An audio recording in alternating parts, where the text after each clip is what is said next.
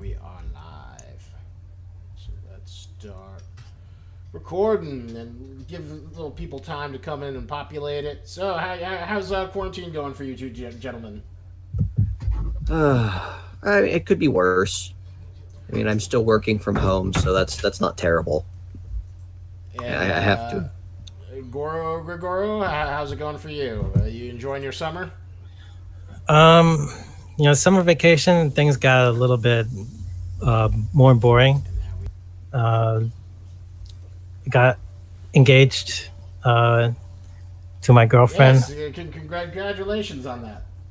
Thank you. Yeah, we got to get the ring resized. But besides that, things are normal. So now, you and me, Scott, we're in the engaged club. All right. Give me some tidbits on how to be a good engaged man. Don't troll your significant others. Okay. I mean, I have this weird compulsion to do it, but you probably shouldn't. Okay. Fair. I really appreciate the fact that we are on Lobster's channel and he's fucking off screen. You know, we can do whatever we want at this point, right? Yeah, we could. I mean, we could theoretically just pick the oldest, shittiest memes possible and just start spamming the channel with him. Yeah, that's very possible. We could do that. Like that one meme, the game. Oh, Jesus fucking which Christ. People just lose. Fuck you. Hey, ladies and gentlemen, God. Everyone here is over the age of 30, and that's such a millennial thing to do now. The game. Oh yeah. How's the D&D game with Tom? Yeah, we were actually doing a little side quest, just a little bit before I started on here. So, what's the side quest? Oh, right, you were fucking around with a basilisk, right? Yeah, we went to the basilisk, and we're doing me and one other character were doing a side session in a tavern. Huh. And we were actually playing a 3-dragon ante before we had to sign off, and I had to come here. I remember that. Wizards tried to fucking make that a thing and made decks and everything.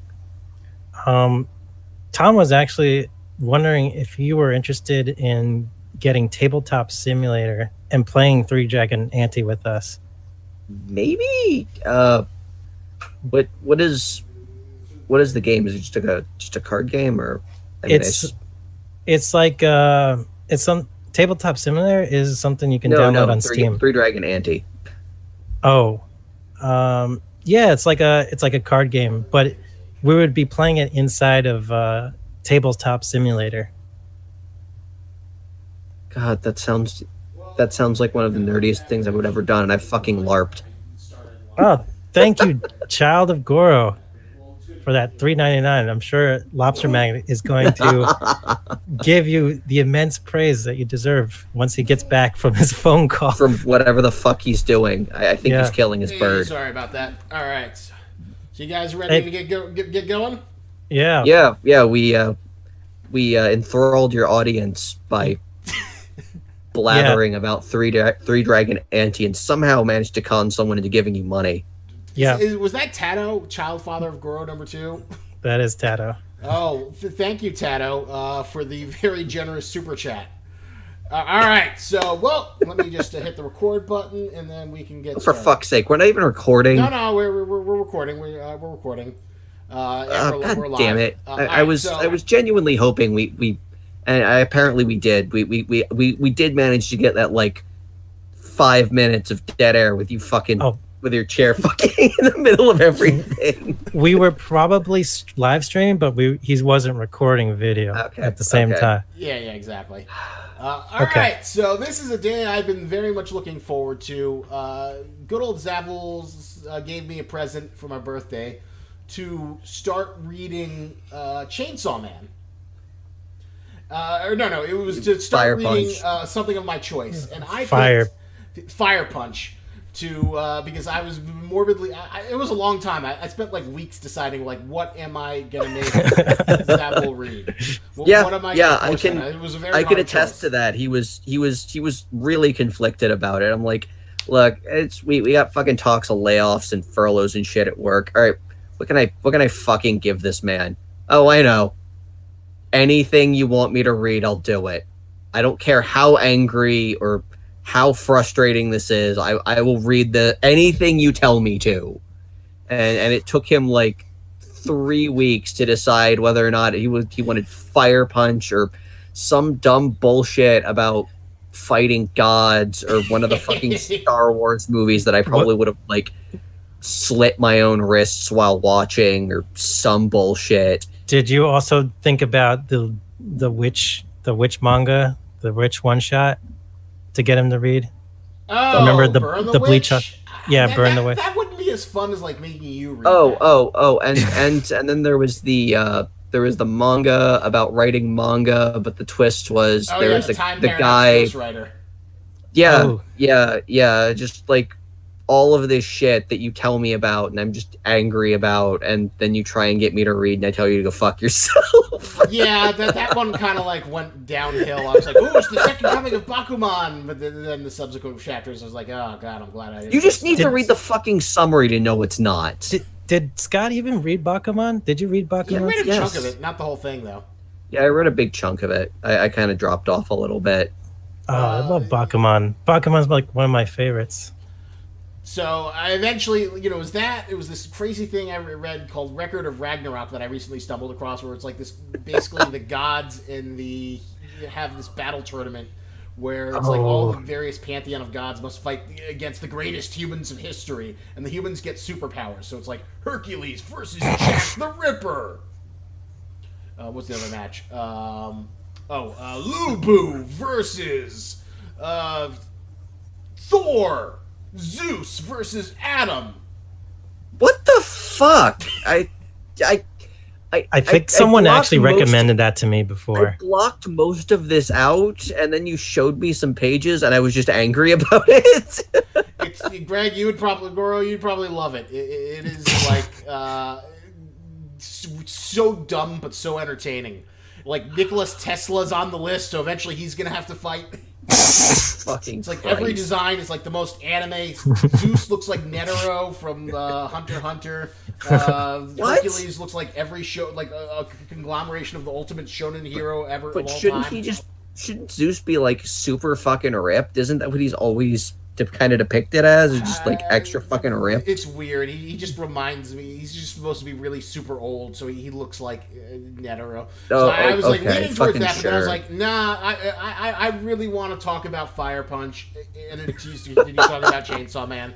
So I was like, this is gonna get me the most bang of my buck. So welcome to the Rambling Ranting Review Hour, number 12, Fire Punch and Chainsaw Man, where we will talk about the last few chapters of Chainsaw Man.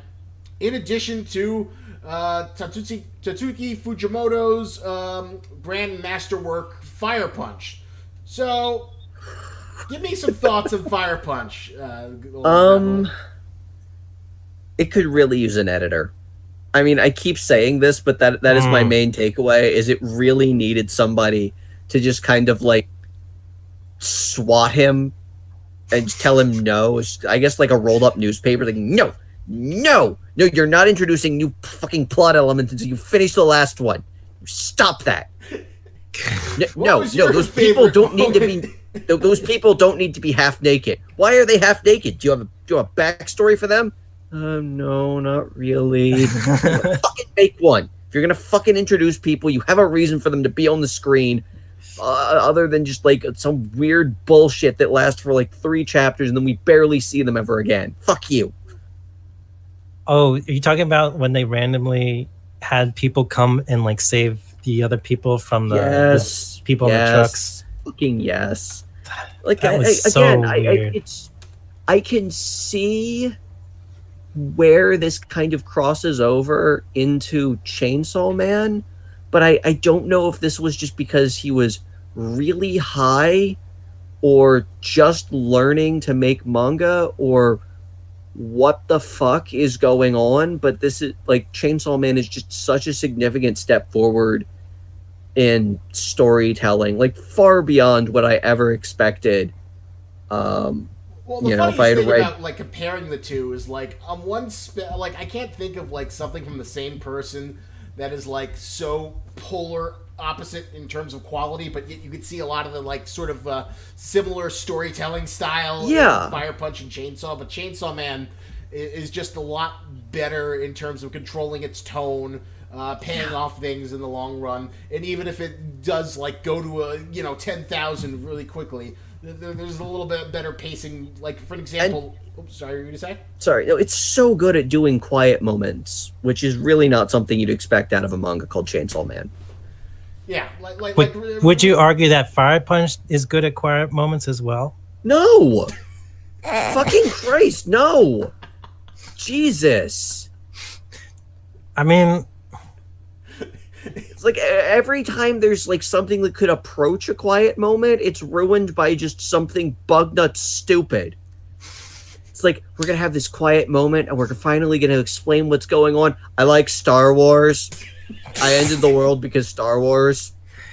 well, okay. Even the quiet moments are just like a fucking spike to the brain of what the fuck bullshit.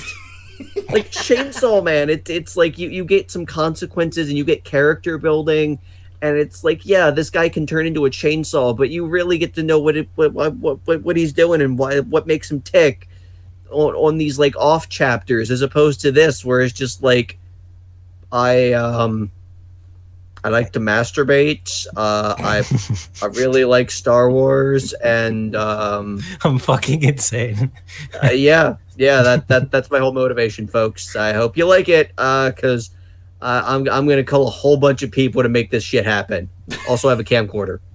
yeah, the whole sort of like body dysmorphia that comes out of nowhere, where it's like I'm really a man, and then he's like Agni, the main guy's like I have no problem with that, and then she's like, well, I'm still running away. Yeah, it's like it's like I'm trans. Okay, I mean, I'm an idiot. If I said anything to make you angry, I'm so sorry. Because being on fire really limits my cognitive abilities, because man, is it hard to concentrate. But I like you, and if whatever your pronouns are, we're cool. Whatever you want to be called, and you're gone. And Fuck. that was such a random thing to throw out there. Like, no build up whatsoever. Just like Everything in Fire Punch has no fucking build up. Have you noticed that? Even the stuff you thought had build-up will include at least one thing that makes no fucking sense and was never alluded to at all, and just pulls everything in a completely random direction. Well, okay. How about this one thing? The closest it ever came to it was like in the early chapters when it's like, oh, there's the evil oppressive society, and Fire Punch has to go get revenge and overthrow them, and then he becomes a god, and then they have the title drop where she says, use the code, it'll be Fire Punch when she's like filming her movie. But then like and then his motivations are just like, fuck it, I don't want to punch that guy anymore. All right, we're getting the people out of here. Wait, what? Yeah, fuck it. But there's another thing that came up later in the manga that I thought was a really nice idea. The kid who got his leg chopped off and he became like an electricity dude, and he became a crazed lunatic who worshipped Agni. Like, in the very beginning, he was like, "Oh my God, Agni is God! Agni is God! We must worship him!" And he created this like fucked up religious cult, all on this childhood assumption of Yeah, that's that Agni was God. I thought that was okay. a really cool idea. I'll accept that that's kind of a payoff, but I also really want to know what the ever-loving fuck the timeline for this story is. Because, like, we keep seeing people like, who the fuck is that? And it's like, oh, shit. Wait, is that the same person? Are they... Wait, how long has this been? How long has he been dicking around doing this? Yeah, there was that whole weird stretch where, like, after he, like, leaves Oh. Togeda, and then he's, like, on fire, then he's not on fire, then he's leaving, and then he's not leaving. And then, you know, the tree... no, the tree was before that. Fucking... It's like, oh yeah, by the way, I'm gonna turn you into a tree. What? It's happening now. Was there a point where you were actually really enjoying it? I mean, I Because there enjoyed was it for me. I enjoyed it the way I enjoyed Hausu.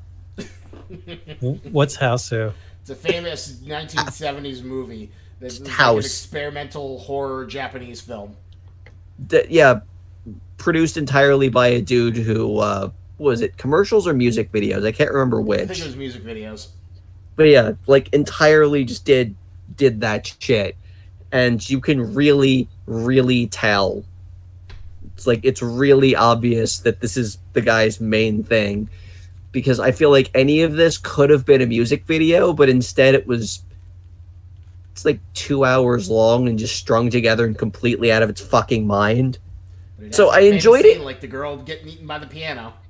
Yeah, that. Yeah, or just all this other shit. It's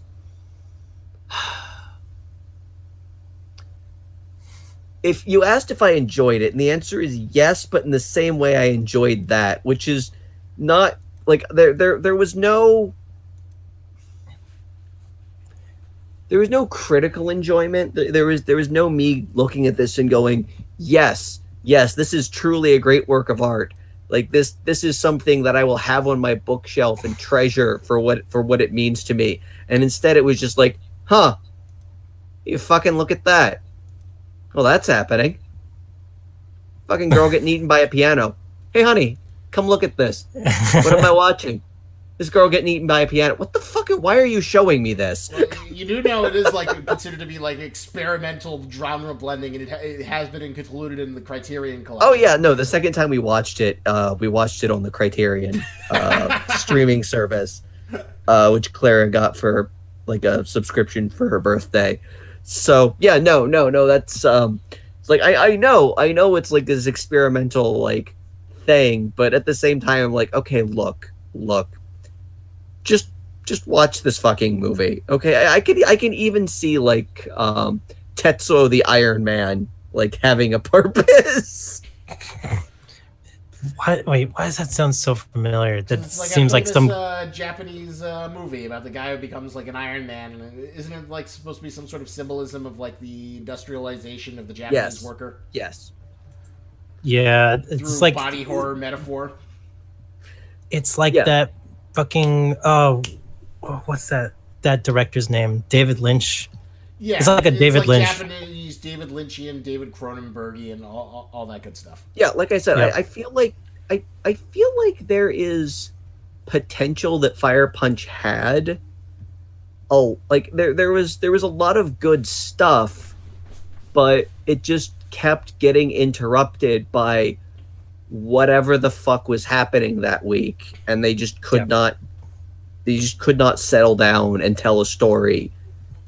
Like I mean I feel Yeah. like this is, or Chainsaw Man is just someone finally just kicked the shit out of him and went, okay, I need you to tell one coherent story, just one at a time. And I will Even be still, though, standing here and I will kick your ass every time you deviate. you could still see some semblance of. What was your favorite part of Fire Punch? Because you said that there was a part you were enjoying. Are you here- asking me? Yeah, I was asking you, Goro, because you're the biggest Fire Punch defender right now. I am. think it is I still don't like it that much. But Wow. All right. The ending was terrible, but like, I thought you would have loved the Ava style ending. No, I dislike I that. actually kind of like the ending, although I don't think it was like a good ending for anything that proceeded forward from it. I don't think it was connected to anything we saw previously, but I'm like, you know, I like that sadness, that like existential dread of like she's just like holding this tree, and then it's just like millions of years. It's like someone, you know what? It's like someone like hacked up like a few good ideas of different manga and Frankenstein them together, I guess. Yeah, you're not wrong. Like any one concept in there could have been spun out and could have been interesting and could have made a good manga, but because they tried to because it was all jammed into one thing, you never really had a chance to explore or invest in any one thing, because you're always just sitting there back in your head going, all right, okay, when is this going to be left at the wayside, and when are we going to get something completely off the fucking wall?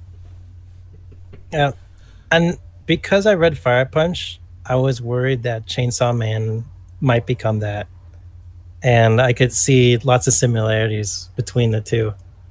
Well, that's the thing about like Fire Punch, is that like there's a lot of the same storytelling sensibilities, but Chainsaw Man is just a far more refined and just better character writing. So like on one hand, you could say that like on a surface level, let's take everyone's favorite Rez arc, the Bomb Girl arc. Yeah, love Rez arc. It starts off with this like cute little lovey-dovey slice of life thing, and then by the end, it's this nuclear battle against the apocalyptic xenomorph Bomb Girl that pours out into the streets. It feels completely unrelated, but each sort of like connecting detail kind of builds upon it. From the reveal that, oh, she's like this Russian sleeper agent. Oh, that she's a devil hybrid. And each one is just conveyed so much better, and kind of like, it feels like a natural extension versus like Chainsaw Man. But I mean, some of the off-kilter, because like, I'm sorry. Yeah, her core personality never changes that much. Everything we get just kind of builds and informs on the last piece of information we got. It's like, oh, she's like really sweet. Why is she being so nice to him? Oh, because she's a Russian sleeper agent. Okay, well that's kind of weird, but I mean, how does she plan on surviving in this crazy? Oh, okay, she's a hybrid. All right, and it just keeps going from there. While for like, you know, there just isn't like, I guess the closest I would accuse of like something being kind of like a terrible. But it is like maybe that you could make that argument that like International Assassin's arc is kind of like a little bit like, you know, you introduce Santa Claus, but at the same time there's like the Chainsaw storytelling is very loose, so it gives them a lot of room to swift and swerve. Like, oh, here's this creepy old dude who's called Santa Claus. Oh, that's interesting. But because we don't really know much about him, it turns out, oh, he doesn't really exist. The real Santa Claus is the master woman who controls the puppet devil. Yeah. Versus, because like I'm trying to think. Well, one of my favorite scenes. Well, there's my two that favorite scenes. that whole scene like really confused me when it happened. Like how she suddenly became the puppet devil. Like what her connection was to Santa Claus. You're saying she was the one who was controlling all the puppets the whole time? It wasn't the old guy? That's what it looks like so far, unless we get other information.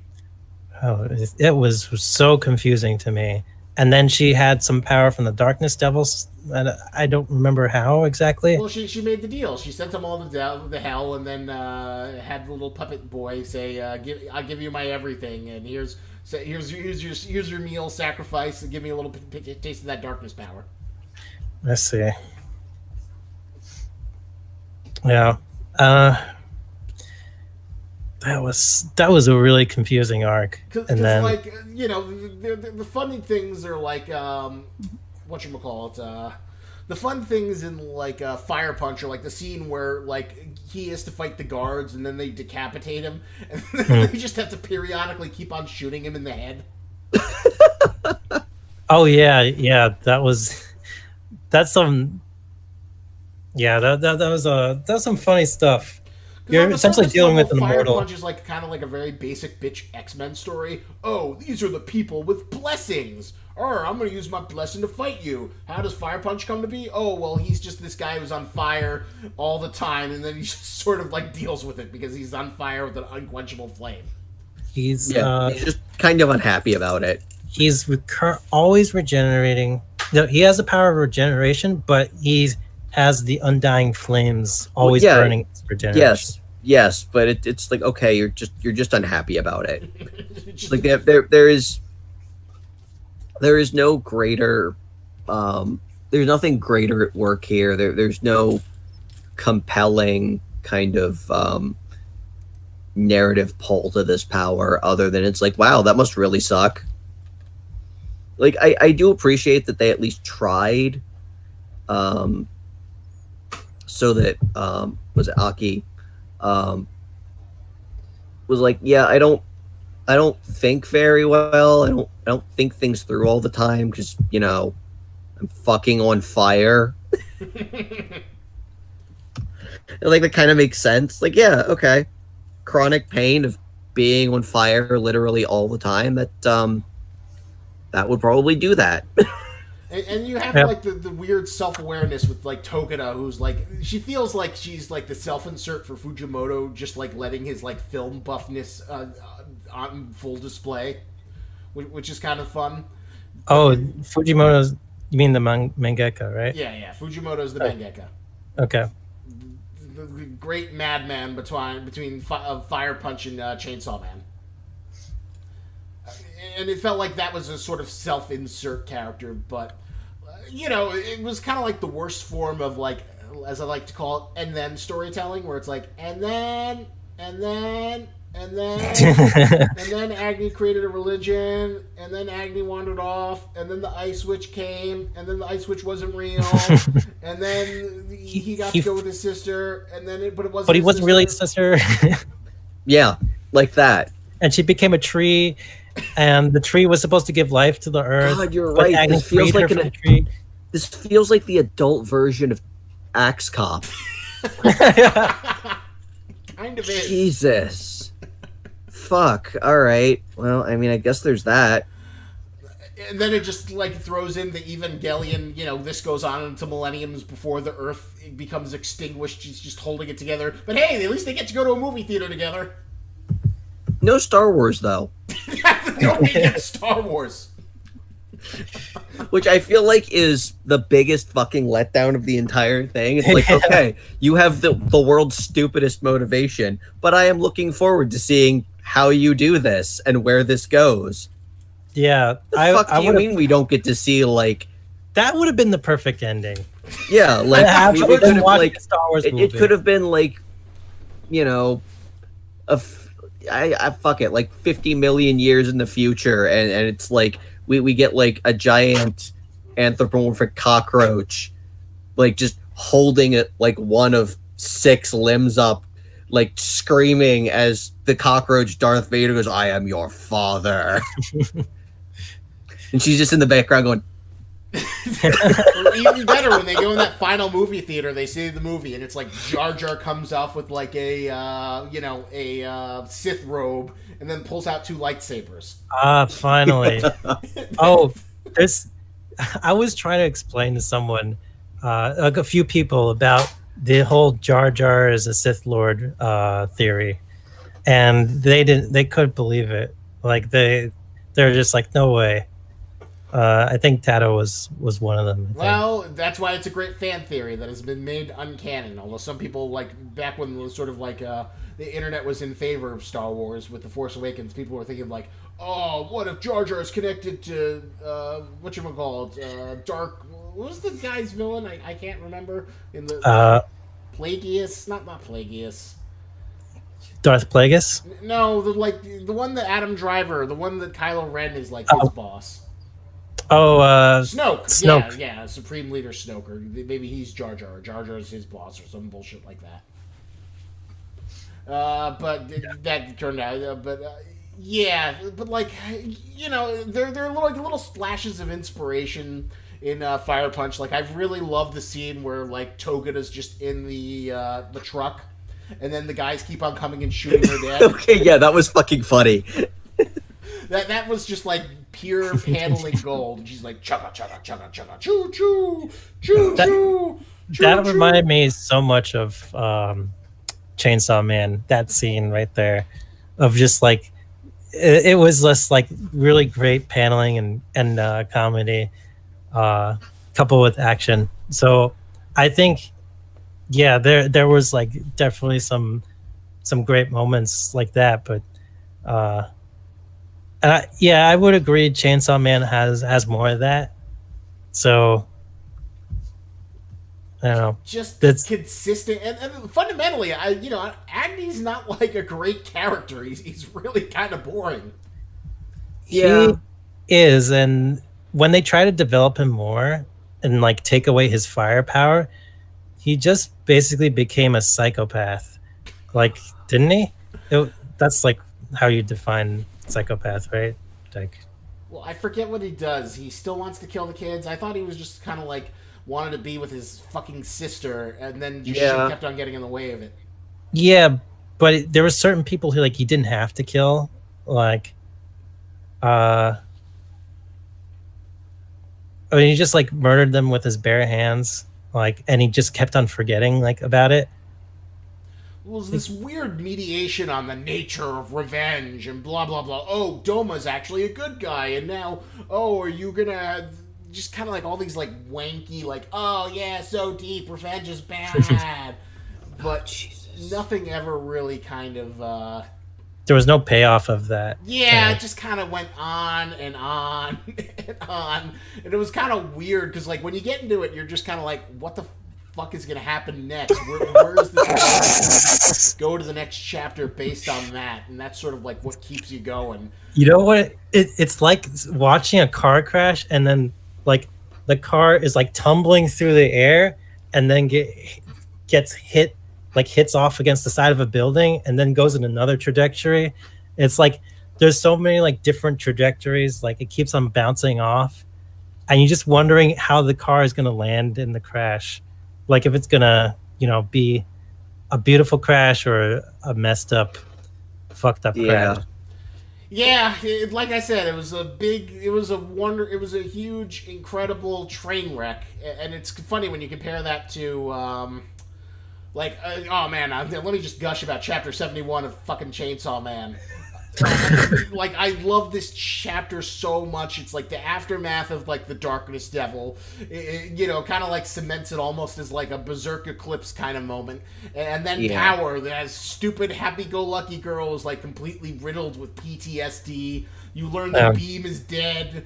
The Violence Fiend is dead. Aki lost an arm and he ain't getting it back. The Angel lost his arm. Everyone is just beaten and bruised, and Power is like having these awful night terrors, and then Denji just has to like try and comfort her, and he has all these sort of like fan servicey erotic moments, but because she's just like so broken, it's like the Darkness Devil, he's in there, he's in my mouth, and he's just so emotionally drained by it that he's just like I can't see this as anything but erotic.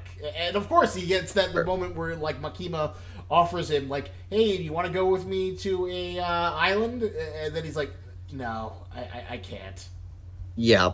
Why? Like, we could just get someone to watch the fucking cat girl. I can't. I have to be an adult. Yeah, that was has such to be an adult in this fucking series. that moment. That was like a weird. Would you say like a weird moment of growth for Denji all of a sudden? Oh, yeah. Well, it's an incredible moment of growth in the terms of that, like he's not focusing on his own selfish fulfillment, and he's giving up something that he wants for the sake of helping someone else. Yeah. Like it just made you show like all these three characters really cared about each other after all the shit that they went through.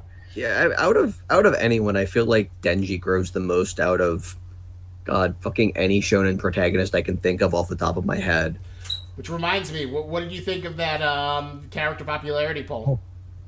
I do appreciate that the car was somewhere on the pole. Goro, did you see the I character am popularity poll? I am pissed that Denji I have to wasn't see it again. first. 'Cause fuck all of you. He's the only non kind of cardboard cutout shonen hero we've got. He's awesome. He has character growth. He's a genuinely interesting character that I give a fuck about. Is Power number 1?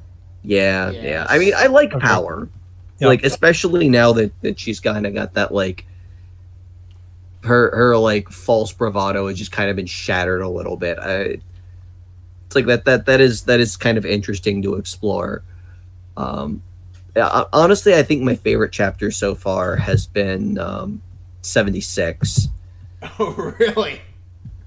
Yeah, but With the gun devil like sniping everything in Just sight. slaughtering everyone. That is the most interesting way I have ever seen a shonen manga deal with mass destruction. Because usually Yeah. it's just like the equivalent of like a Godzilla movie where it's just like, oh yeah, things are dead, people are running and screaming. There's fire and violence, and oh no, it's terrible. Whereas this is just like, okay, while this is happening, here is a somber reminder of everyone who died in less than a minute, and we're going to list them. Less than a alphabet- second, right? I think it was less than a second. No, it wasn't less than a second, but it was less than a minute. Oh, Right in okay. a second, well, but yeah, it lists the very detailed chronology of the time. And who died, and just as a list, as we get like these scenes of horrible destruction, and just like, oh, this isn't cool. This isn't, this isn't like an oh shit moment. This isn't something that you're gonna like find in like if this ever gets made into like an anime, like a compilation of like badass Chainsaw Man moment. Like you just watch this, you just kind of feel terrible the Yeah. entire time. You're just like, oh, Jesus fucking Christ. Yeah. That That was is- a really, really That's nice a lot of touch dead to it. people. Jesus fucking Christ. And I think that was that was the best way I think I've ever seen anything like that handled before. And I fucking love the shit out of that. Yeah, I enjoyed that too. It was very creative, a really interesting way to pull off that. Which again, in a manga called Chainsaw Man, you get this kind of like deep reflective kind of quality to the violence and mass destruction. Like you'd think there'd just be like Helsing levels of gore, and it's like, oh man, everybody's dying. Fucking Gun Devil is badass. But no, in the manga called Chainsaw Man, we get a list of the dead. For every second of every like little thing, yeah, it does do a great job of like selling the apocalyptic horror of the Gun Devil, and then just listing the litany of its abilities. Everyone through the months of April, May, June, July, not August, gets shot through the heart. Yeah, It was a very inspired, great way to like, especially considering like, I'm still a huge fan of how the Darkness Devil was introduced. And it's sort of like, we saw this thing that's like a primal fear. How are you going to top that? And what are you going to do next? Well, not necessarily top it for creative carnage, but at least give a little bit more pathos to the carnage. Yeah. Because you're right. Like typically in the Avengers, when a city gets just destroyed, it's kind of still triumphant. Oh, the heroes are winning, even if like buildings are getting knocked down. Yeah. Like, oh no, the Vision needs help. Send in the swarm of mooks who are going to die that we have no emotional investment in. It's like that entire sequence would have changed dramatically, and if during that they had just like started like a running ticker of names.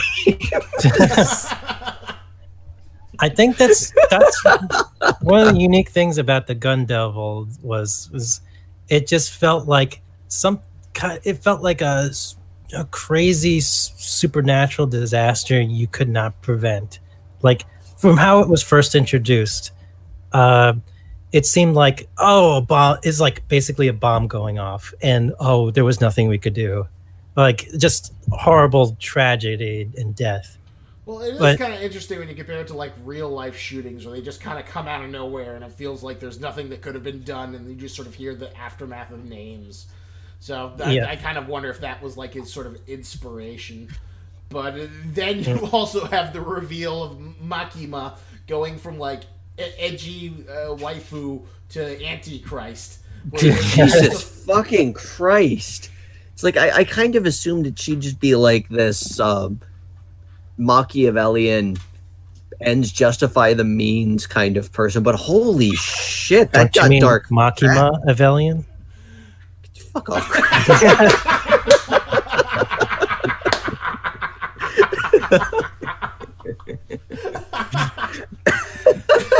I want that to be a meme so badly. Machiavellian.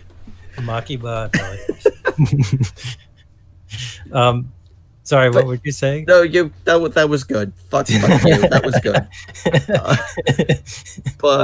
Yeah, no, it's just like I kind of assumed you like ends justify the means, hard, lawful, neutral kind of person, where it's just like, yeah, this is the bad shit I have to do, but somebody's got to do it to make sure shit like the gun devil doesn't happen. Then we just get treated to this. It was like, oh Jesus fucking Christ! Wow, that got dark fast. Oh God, yeah.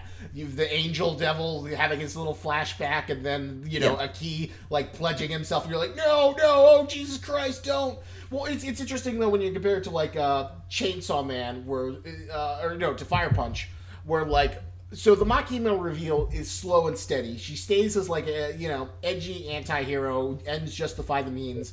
Yeah, but you're still hints that she's sadistic, like in Chapter 51 where she like kills Rez, but you're kind of like on board with it because it's like Rez killed a bunch of like public service agents, so it's kind of like the baddest bitch is gonna take down the second baddest bitch. Yeah, and that kind of felt like it's like, hey, don't fuck with my goons. I'm really hoping we get like a really good motivation for Makima's actions, an explanation for her, for her actions. Like so far, like it's so hard to pin down like what her main goals are for me. Like, why did she wait all this time to kill Rez and all this other stuff she was pulling off?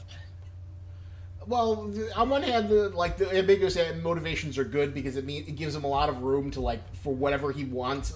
It can be anything, and there aren't it gives him a lot of wiggle room for when we eventually get that reveal in terms of like what her motivations are, what she's looking to achieve, and it also keeps you interested in terms of like making you more interested in this character. I definitely sort of love the like. But like I was saying before, so you got that, and then now it seems much more sinister. Where like you see that Rez was trying to go to Denji at that cafe to maybe run away from him and build a new life, but Makima kills her, which seems completely brutal. The real big turning point is during the International Assassins arc when Kishibe, the metal chained devil hunter guy. Yeah. Has his little sign where it says, need your help to kill Makima. Yeah. Yeah.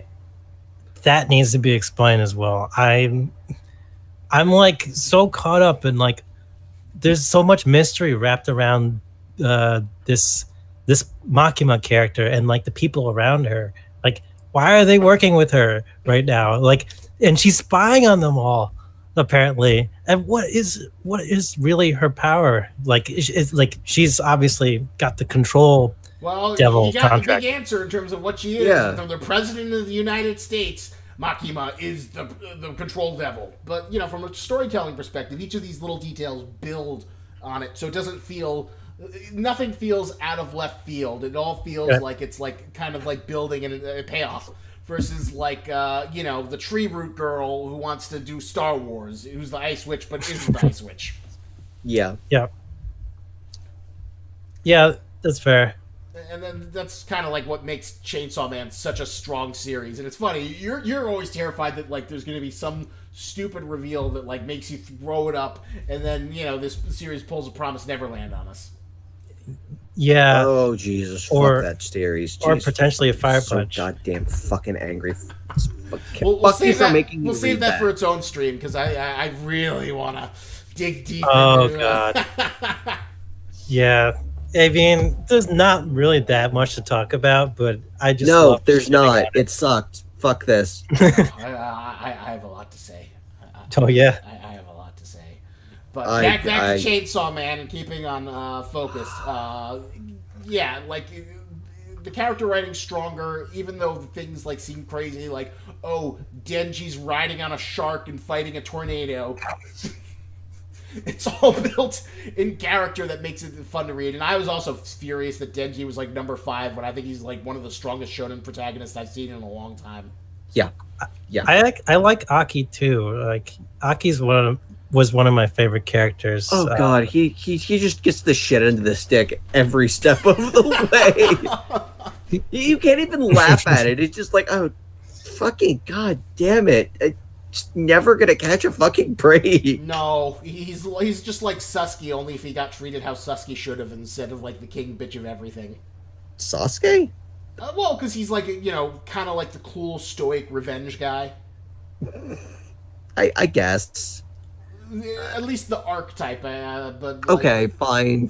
Yeah, he's got that archetype, but... Yeah. He's a little bit more different, but, yeah, life just keeps on shitting on him. So when you go to that, like, scene where he gets that small scene of joy, where he, like, kicks the nuts of the katana guy... You want to have a nut kicking contest?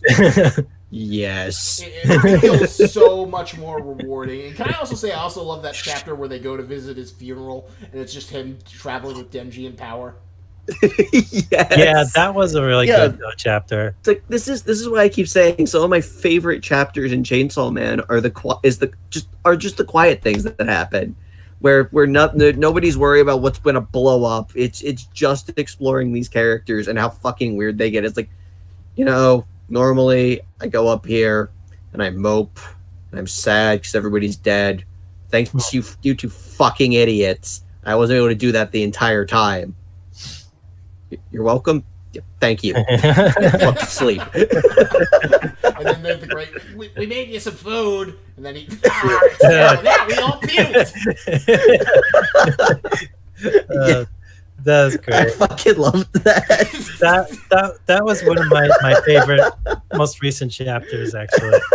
Yeah, like the slice of life, it doesn't feel like filler or waste of time. It's like, no, it doesn't. It's so goddamn good. It's almost a shame when you have to like go to the balls to the wall action. You're like, I could really enjoy this. And now it doesn't feel like filler. It doesn't feel like crap or schlock or forced. It's just like I am actually enjoying spending time with these characters when they're not beating the shit out of something, and that is a genuine rarity, and I'm really enjoying it. Yep.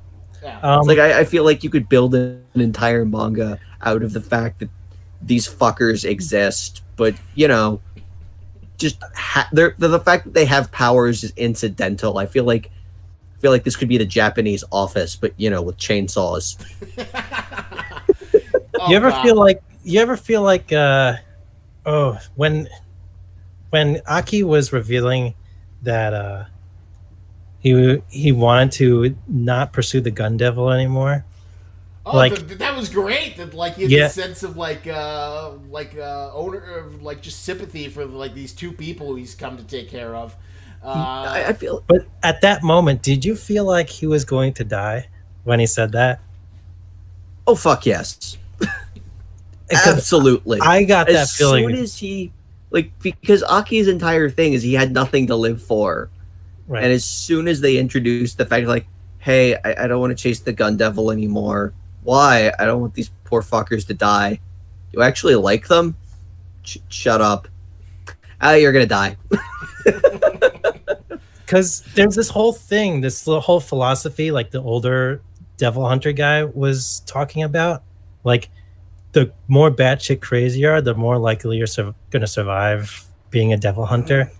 And Aki actually doing the same thing and saying, I want to quit from hunting the gun devil. I feel like that was the nail in the coffin for him. Like, oh, that is an interesting callback. Yeah, I mean, the saner you act, I guess the more fucked up you get. I mean, Aki is the quintessential straight man, so holy shit, yeah, he just gets the shit beaten out of him on a regular basis and just keeps losing body parts. Yeah. As opposed to, well, I mean, I guess it's not fair to compare them to the hybrid devils, because I mean, Denji just dies all the fucking time. Because he even had a conversation with that older guy, right? About like, and the older guy was like, "Oh, you're doing the same thing, aren't you now?" And almost like, I almost saw it as like, oh, he's saying that as a bad thing. Well, because like that is an interesting point you should bring back, and it's something I haven't thought about. Because like, one thing I also love about Chainsaw Man is that like being a devil hunter looks absolutely miserable on every single level. Oh yeah. Like there was nothing glamorous, like, you know, being a pirate. Oh my god, it's about freedom and fun in the One Piece universe. Oh my god, I'm gonna do whatever I want. I'm gonna go on adventures. Oh, being a ninja duty and I get magical powers. Being a devil hunter. Oh no, you gotta like make some awful contract with the devil to get a power, and fighting devils is just miserable. It's like it's traumatic and terrible. But I mean, hey, in this gig economy, at least it has government benefits. And the fact that like every now and then we've got like side characters who are just like, here's my resignation, I quit. Yeah. Even Just like goes on one mission, I'm done. Fuck you. This sucks. Going home. Even poor Kobeni, who's like, you know, I just had this or prostitution. Those were my only choices. Jesus. And then she quit as well. You know what? That's what happened to her? I forgot. Yeah, that was another thing they talked about, like when Naki says Kobeni resigned. It's like either this or prostitution. It's like, well, sex work is better than this. God, I feel like at least half this series is going to be Denji waking up to the fact that, you know, just having a hot meal and somewhere to take a shit with a fucking door on it is not worth whatever the fuck is happening to him on a regular basis. Well, I think we're going to get that big transformation in this chapter. Now, just seconds before the stream, you both got to read chapter 77 of Chainsaw Man. What did you guys think? Should we? There might be. I don't know if everybody's read it yet, so maybe it's spoilers. There's one gentleman who said in the chat, "Are you going to talk about chapter 77?" Oh, yeah. Okay, so at least one other person has read it, but yeah, this is a pretty big reveal that happens. So spoiler alert. Basically, Aki is revealed to be possessed by the Gun Devil. He's been transformed into the Gun Fiend. Okay, yes, the Gun Fiend. And after Denji like opens the door, it's basically Aki with, you know, mutated gun parts on his body. He's become Tetsuo the Bullet Man. Yes. Yes, basically. And now I'm a little disappointed that just wasn't a long running gag that we learned that Denji's straight man partner is Tetsuo. I don't know, it's all leading up to that. Yeah, that would be pretty. But well, I think it's like this whole moment is played for like maximum dramatic impact. Yeah, and especially that the three of them are kind of like fighting against Aki, or both Power and Denji are fighting against Aki at this moment. Especially after the previous few chapters, it's just you know, it's just pretty heart-wrenching kind of moment. Like it must be really must feel bad. Oh, well, Zavel's big criticism is like, why did he knock on the door? Yes, that's my big fucking criticism. It's like we got this big build-up. It's like, don't answer the door, and I'm like, okay, cool. Did like Makima send like goons to pick Denji up or something because she needs him too for this bullshit? Is like something crazy about to happen? Does the Gun Devil have goons? What is happening? The fuck do you mean it's just Aki? I mean, yeah, we know he's dead, but why is he knocking on the door? It's the gun devil. He should just blow the fucking apartment up. He had no problem just mowing his way through literally like hundreds, maybe thousands of people in the intervening like minute since this phone call. The fuck is this like polite knocking on the door of your own fucking apartment? Fuck you. I think that's like a very minor detail to get hung up on because I thought It's an important detail in a series that is like at least half about character development and like what the inner process of these characters are, and like the fact that this is a shonen series that deals genuinely with like at least a little bit with post-traumatic stress disorder and all this other shit. It's like, okay, I feel like I have at least a little bit of justification for like, the fuck are you knocking on the door instead of blowing the entire damn department up? Because then you get that great scene, that great reveal of him becoming the gun fiend and Denji being in disbelief, and he's like, "Hey, how's it going?" I know why. I think I know why he knocked on the door, and it was to mirror the whole psychological door within Denji's mind. Well, yeah, but if you're gonna do something like that, I mean, you need both a meta reason to do it and a not meta reason to do it. Otherwise, you're just wanking yourself. Like what? Like, can you give me an example of what that meta reason would be? Well, no, the meta reason is to mirror the door in Denji and to have Pucci be like, "Don't open the door." Like the meta reason is it's like you want that mirror set up, you want that comparison to be made. I thought it was being made. Like in the previous chapter, it showed the door in Denji's mind, right? Yes. But my point is, it's like, okay, so there's your meta reason. You want that comparison, you want that setup, you want that moment of tension. But it's like if that's what you're going for, you need a good, solid reason why that's also happening in universe. I see. Otherwise, you're just jerking yourself off. I disagree. I thought it was perfectly paced, and I love like Denji's slow, horrible realization that he's being put on the path to like what the future devil predicted, that he's gonna kill Power and Aki, and it's gonna be horrible and brutal. And yeah, and I also thought I thought Makima was going to try and prevent that future for Aki. That's why Aki went to Makima, right? About this future. I don't think she fucking cared. I think she just wanted to get control of him because it's another power and another pawn she can use for whatever her end game is. I see. Yeah, I agree with that, but again, I just like, it's the fucking gun devil. The fuck are you knocking on the door? You have shown zero care for subtlety, and like every time you show up, it's like, oh, it's the fucking gun devil. Everyone dies. Well, you do get that panel later on where he's like in the vision where he's like, he's like a child version of himself, and he's like, "Oh, Denji, snowball fight," and then in the real world, it's just kaboom. Okay. So maybe there's some internal conflict or some bullshit there. Depending on how things pan out, you know what? The series has built up enough goodwill that I'm cranky about it, but I assume there will be a reason. And once that reason manifests, I will no longer be butthurt about it. Because that I do love like Denji's just like uncomfortable and Power, get to the veranda, go get Meowie, just get out of here.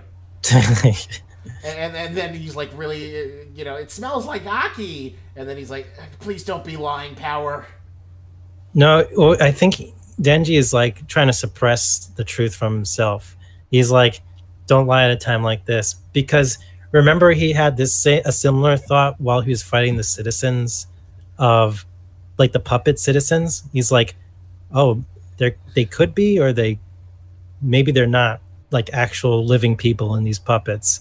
And he's like, fuck, it's better not to think about it. Yeah. So don't tell me this shit. I don't need to think about this shit. Well, Yeah. that's why I don't Makima was like, "Don't think, just fight." I don't need a PTSD episode 2. I saw yours, it sucked. We don't need to do this. I'm just gonna pretend this isn't happening. Yeah. Um, Oh god. But I honestly, I Yeah. half expected the reason for the knocking. Like Makima would be on the phone. It's like, okay, I need you to kill. I need you to kill the fucking gun fiend. You know, she showed up. Like I honestly half expected, like the door to open and Aki to be like, I need you to get me away from this crazy bitch. It's like as the gun devil is just like, I need you to hide me now, please. That would be like an interesting experiment. But Which is why I thought he was knocking, which is why I was like so How- kind of upset and disappointed How do you when it Aki turned out that they were just gonna like knock down, drag out, fight. I just thought he'd open the door and he'd just be like, don't say anything, Oh, don't do anything. I think she has your apartment. oh, Scott, you're Have to lagging out a Get bit. inside, close the fucking door. We're oh, you're lagging out a little bit. Yeah, you sort of like started to do an internet hiccup. So go on. yeah. Though, what were you saying about the apartment? It's just like close the door. No one saw me come in. Just pack your shit. We're leaving now. It's like she is completely insane. I need you to hide me. How would you have gotten away from Maki after being sort of chained up to her will? Well, and killed, according to the Duff. That was another detail I love, where his like name was on the list of statistics. That is actually a really interesting question too. Is she trying to possess his corpse, or has the gun devil possessed his corpse and is now doing all this shit? Or because honestly, what I thought when I saw Aki's name on the list was like, okay, so does she get to basically puppet your corpse around as long as you have a contract with her? Hmm. Because, like, does she have to actually keep everybody whose powers she uses alive in order to use them? Or can she just say, fuck it, I don't care if you're dead, you still have a contract with me? Because that's kind of where I was going. Mhm. And it would be interesting to see if that's kind of where it panned out, that she was doing all of this to sort of drive the gun devil into a corner where he would have to possess someone and then basically like just gets control of him that way, and is now trying to do the same thing with Denji. Well, if you remember how she used the prisoners who were like all blindfolded and stuff, I think she sacrificed each of those prisoners. I'm not sure how that's connected to this power that we saw, how she was using it against the gun devil, but I imagine there must be a connection between that instance and the gun devil encounter. So from what I saw, she was able to sacrifice those prisoners in order to snipe people across the globe. Maybe that was a contract with a different devil. Well, it's hard to say because do- well, now we know that like if she really wants to, she can basically use multiple devil powers. So she, Yeah. you know, through her command devil, she becomes Frollo Lucifer of the Chainsaw Man universe. Yeah, it's a pretty strong power. So I guess she has like a really full range of like she just has like so many different powers to use and abuse. So it could literally be. I mean, I do also love that panel where like the gun devil's just standing there, and then there's like that weird flesh halo, and then you just see this combination of like the snake devil and the punishment devils and all the other devils just coming down. Ah! Yeah, that was an amazing image. Just like Yes. I'm gonna combine all the powers. I also love how like Denji's trying to like keep an upbeat attitude, where it's like, hey, it looks like at least the gun at least saved me some bus fare. Yes. I'm also kind of because like typically like in shonen when there's like an evil prophecy, it's always like some dumb red herring. But now it seems like it's living up to the hype in terms of the Future Devil's like a terrible prophecy that like Aki is gonna die the worst death as he becomes this fiend and is forced to fight Denji in power. And I assume that Denji's somehow going to kill him and kill Power, potentially kill Power in the aftermath, and that's how he get this Kyuubi unleashing of the ultimate Chainsaw Man. Yeah. So it must be happening in this, like in this story arc, right this moment. This is the future that the Future Devil foretold. Because usually it's like really easy to get out of, but now it's just little by little all the pieces are coming together, and it feels like it's going to be this emotionally crushing moment where Denji's like immortally harmed, where like he had this great relationship with Aki and Power was the #1 rated character, and now Fujimoto, it looks like he's not going to come up with a way to like get them out of it. It looks like he's going to pull the trigger. Yeah. Oh man, Which I respect him to no end for. Like, do you think there'll be some way? It doesn't feel like the story's setting up for some convenient way for him to save a key. Definitely not a key, but maybe Power. This is a possibility. I think it feels like they're both gonna go. Yeah. I mean, Power is really tough to kill, along with Denji. She's not as tough as like the hybrids. I mean, you know, if good old Shark Boy can get sliced up, I think, you know, she's not completely immune. Yeah, you just gotta run her out of blood, I think. Yeah, pretty much that's all you need to do, and then she's kind of like fucked. Yeah, I guess so. Maybe Denji drinks up all her blood or something like that, and that's how he kills her. Well, that was also an interesting point. That like Denji's like completely out of blood, and then she like offers him up everything, and then he's forced to kill her. Yeah. So maybe Power. I have a prediction. Power is going to sacrifice herself, so Denji gets the blood that he needs to finish the fight against Gun Devil or Gun Fiend Aki. Yeah, I could see that. And here's another interesting question that I've been sort of mulling over. Do you think the series is coming close to an end, or what would you see as like the end point of Chainsaw Man? This feels like a midpoint to me. He's going to have to stop the Gun Fiend, and then he's going to have to deal with Makima, which I feel like is going to be its own multi-arc clusterfuck. Yeah, it feels like this is like destroying the current status quo we've known, and then maybe he joins like some sort of underground resistance movement with like Kishibe and maybe a few other like public service devil hunters, the president of the United States, and then it just becomes like a war against Makima. Yeah. And then maybe that's like the sort of second half of the series.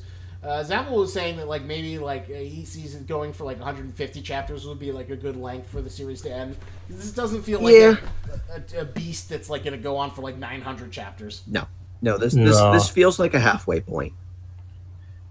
Yeah, I'm interested. Like, how do you continue the story once Denji unleashes the Kyuubi, so to speak? Like after he loses all the people he cares about, where do you go from there? You try and take down the Control Devil, and then he's forced to come face the fact that his like little crush is Satan. and he really should have been happy with when he had power in those intimate moments. I'm just wondering, like, he won't have anyone to bounce off with, like in terms of like, jokes and it'll banter and definitely stuff. be a big tragedy if whatchamacallit, if losing a key in power, new characters will have to take their place, And if they do go down, it'll definitely be really emotional and sad. And what? Oh, maybe the old guy, and the guy who has like the squid Yeah, power. I could see them sort of like being introduction to like them and a few other new characters. Oh God, wait, imagine if. Sorry, go ahead. did Makima take over the guy with the squid power, like in the Gun Devil confrontation chapter, No, the previous chapter? he wasn't in the chains. Are you sure? Yeah, I'm 100% sure. There was like a few other people in there. Yeah, they were the people who died. Okay. Yeah, and Angel was included with that. It was Angel. It's funny though. We still have the poor Spider Devil who's done next to nothing, who's just kind of sitting there. But I mean, considering how how much decent character work has been done with so many of the side characters, you know, I don't mind having like one and just kind of like there in the background. It hasn't done shit with. Although who knows? Maybe he'll pull a miracle and Spider Girl will become the best character in the entire series. I doubt it though, just because the bar's been so high. God, imagine if this is the turning point where this series just basically becomes the Shonen Berserk. Yeah, this could be very well something in similar lines to Berserk. I mean, it's a little. I'll admit, Berserk was way worse than this moment right here. Yeah, no shit. I don't know. I still really love the Darkness Devil. He killed a lot of likable characters. The poor violence guy just wanted to share I love and peace and ice cream. Yeah. And then you have the reveal that he's like this RI guy from the very early arcs with the Eternity Devil when he takes off his mask. Wait, what? Go type in RI Violence Fiend into Google image search. Right. He's a very minor character, but he was there in like when it was we were back in like building the team, going on a mission. Yeah. Right. I remember him. He had the plague mask and everything. Were you saying he was once he took off his mask? What? Yeah. They show his face, and his face was like of a previous public service member who died during like the Katana Man arc. Huh. What? Yeah.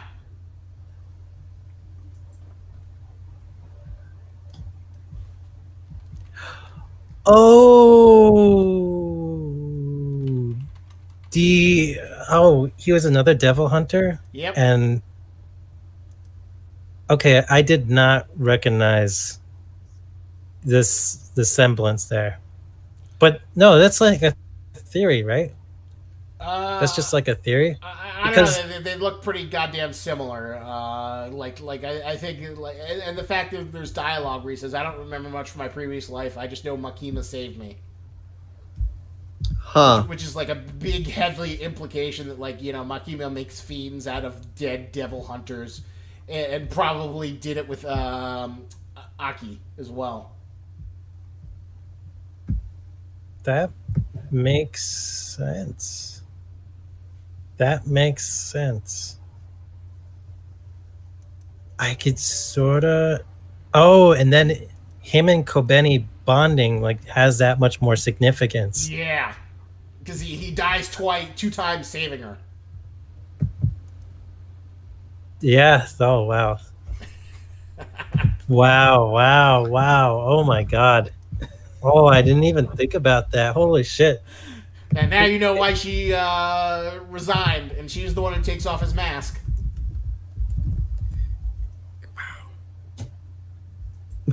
Okay, that would be.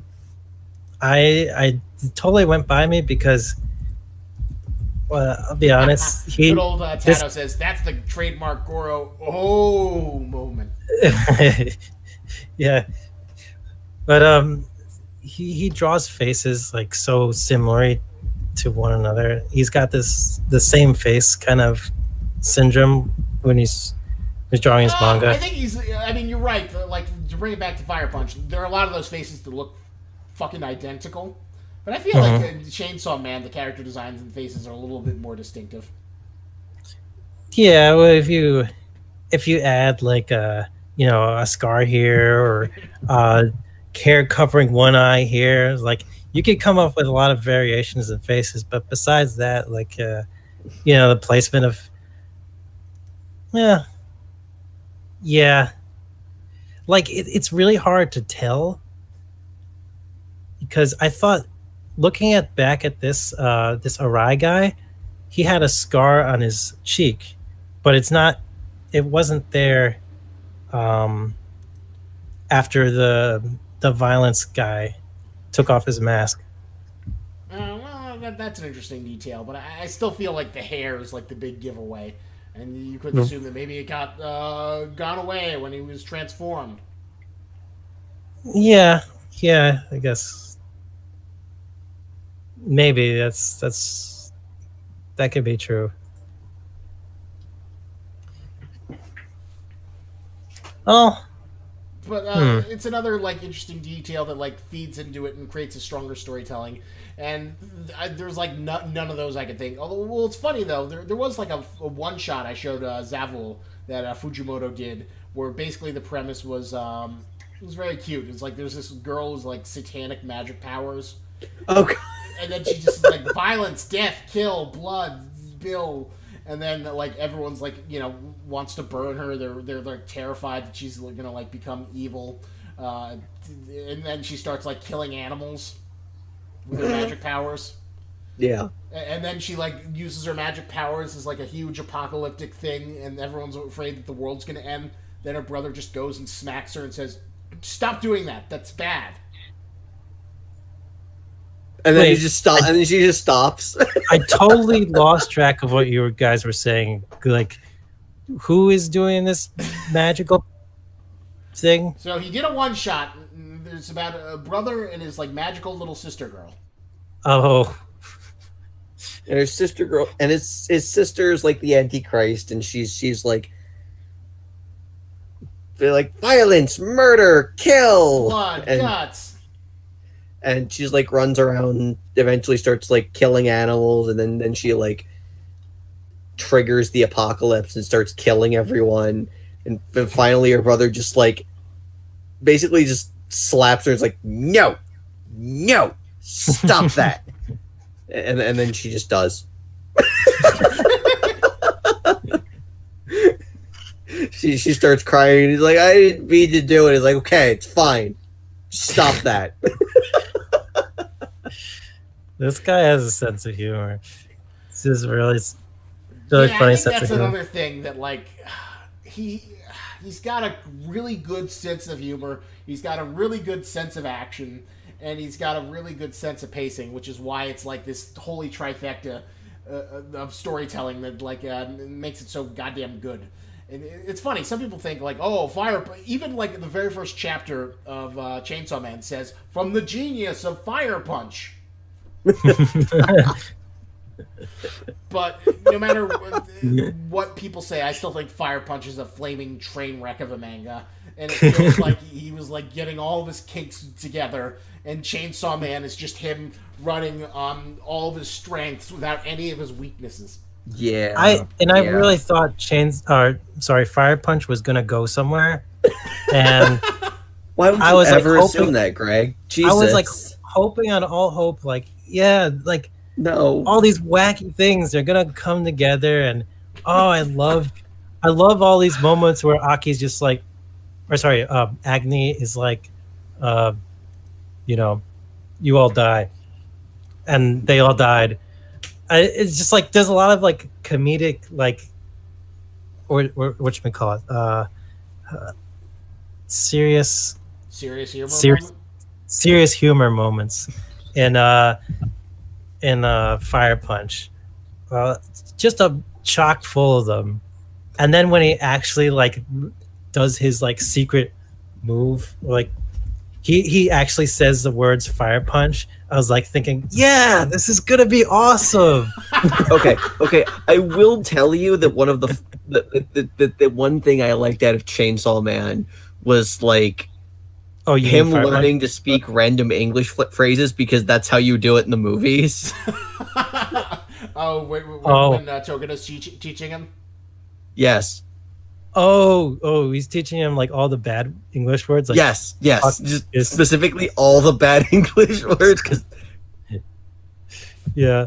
Oh, I forgot about that. Oh man, that was pretty funny. Yeah, So that was a little fun training montage, and the idea that like Togeda was like, this movie buff who was like trying to create our own weird X-Men Marvel movie in real life. yeah, I thought that was such a really fun pairing. Like that was like, uh, Agni is basically playing the straight man, and Togeda is the wild and crazy one, even though she's not the one like completely drenched in fire and immortal and all that shit. So I thought it could have went somewhere, and I was hoping it would, but somewhere between the ice switch and the end, like actually from the ice switch to the end, like it just got real sour. Like even her whole like I want to recreate the Star Wars movie thing. Like that was like fucking yeah, Christ. that's kind of funny, but I don't see that going anywhere. Well, it's funny you should mention it because you're right. There is like a certain turning point where like before it, like Fire Punch plays out like a weird X-Men version. Like, okay, let's like take X-Men where everyone has mutant power and then just like shovel as much Japan sprinkling on it as we can. Yeah. But then after that, it just becomes this weird meandering thing of like, kind of like all the things that people hate about Evangelion, at least the abstract moments without any of the character stuff. Yeah. I think killing off Togeda, like Or not killing her off, just like chasing her off. Oh, they kill her though. No, she like just runs away. she runs away, and then Agni accidentally burns her. Or no, Agni tries to kill himself. Okay, Togeda runs away. She reveals that she's a he. And then Agni, I think, tries to drown himself, and Togeda swims to rescue him. Oh yeah, did she die from that? You're spiking that memory back. I thought she just ran away, but maybe you're right. Maybe she did burn trying to save him. Yeah, I thought that happened way too soon in the story, and I wish Togeda kind of lasted towards the very end. Well, she was like the closest thing to like a decent character in the series. I mean, she was fun for her run for it, although I'm not quite sure why he felt like he had to get rid of her.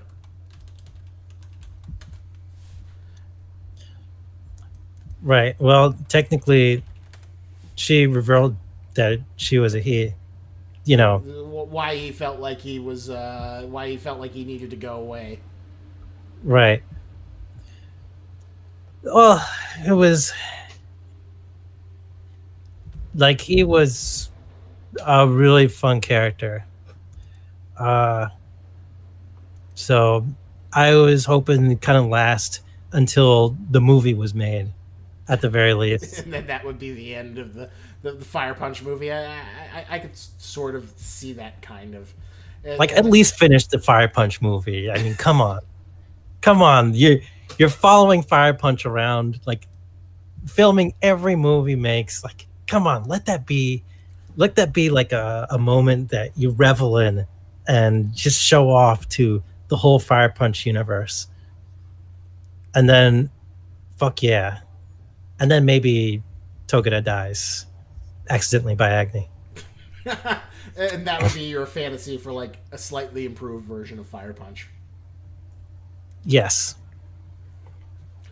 Yeah, I can accept that. That makes it seem a little bit more reasonable. Like it's like this sort of like weird meta thing. Like we live in an X-Men universe. What if you tried to make a Marvel movie in real life in an X-Men universe?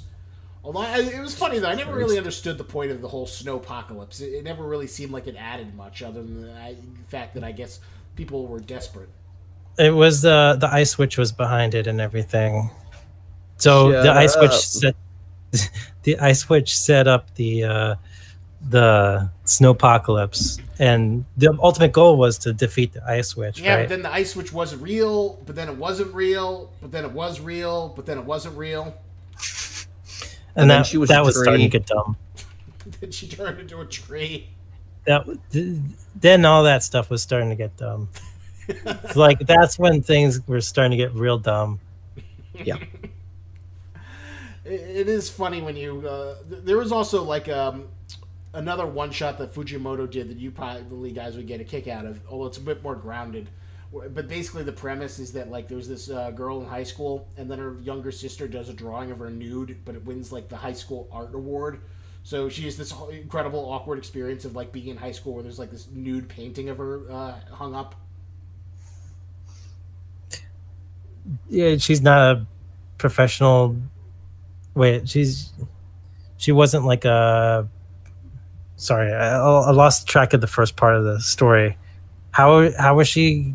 Who's this So person? basically, there's no powers, there's no supernatural stuff in this one. It's kind of like a slice of life one shot about two sisters.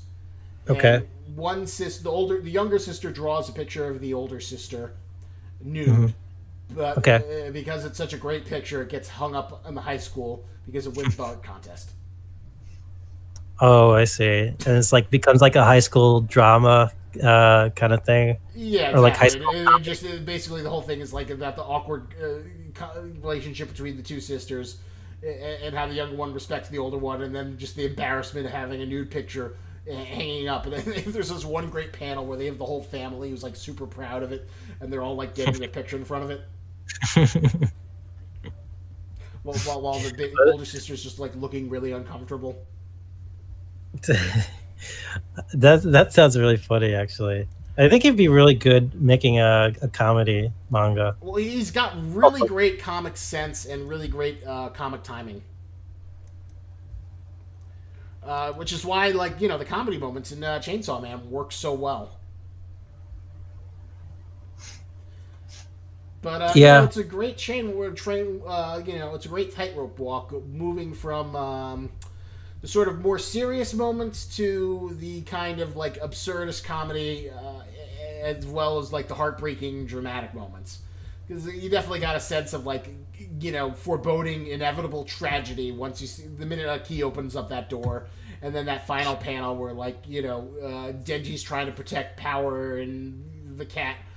I don't think that cat's gonna make it out of it. Oh Jesus, no! What if the cat is the only one who makes it out of it?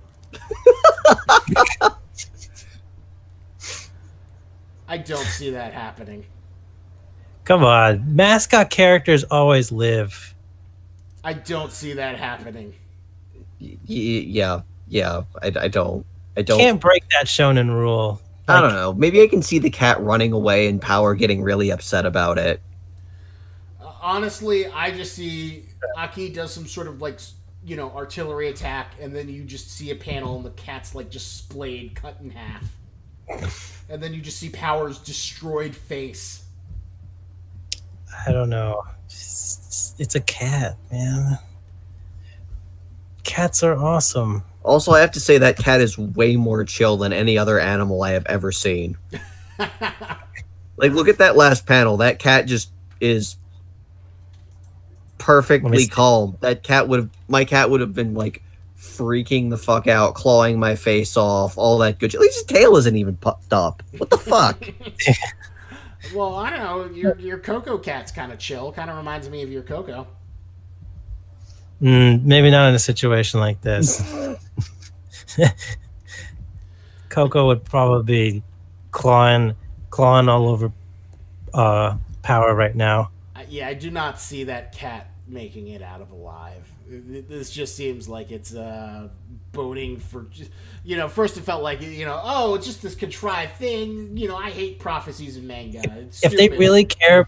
really care about this being a shonen manga, they have to follow the shonen trope, I believe, of sparing the mascot character, the little mascot. But that they don't have like a real mascot character. Like it's like they have this cat and the cat barely shows up or does anything cute. It's just kind of a cat. Yeah, or a mascot or pet character. Yeah, I but mean, like it's just like a regular cat. Like the closest thing we ever gotten to a mascot was Puchita, and oh, he's been Oh, gone. he's fucking he's gone. you could say that he lives within Denji right now. Fucking goddamn it, Greg. But at the same time, like Puchito's actually like a pretty good mascot. Like Puchita, That's like true. I can see myself with a plush or a keychain of Puchita. Can you imagine it? Like you pull a little chain and then his like little thing goes. Zzz. It would be really great, I think, if they, you know, every now and then reintroduce like the image of Puchita, and Puchita's kind of like Denji's like mental master, like mentor character. I don't know if that would. Senpai. I don't know.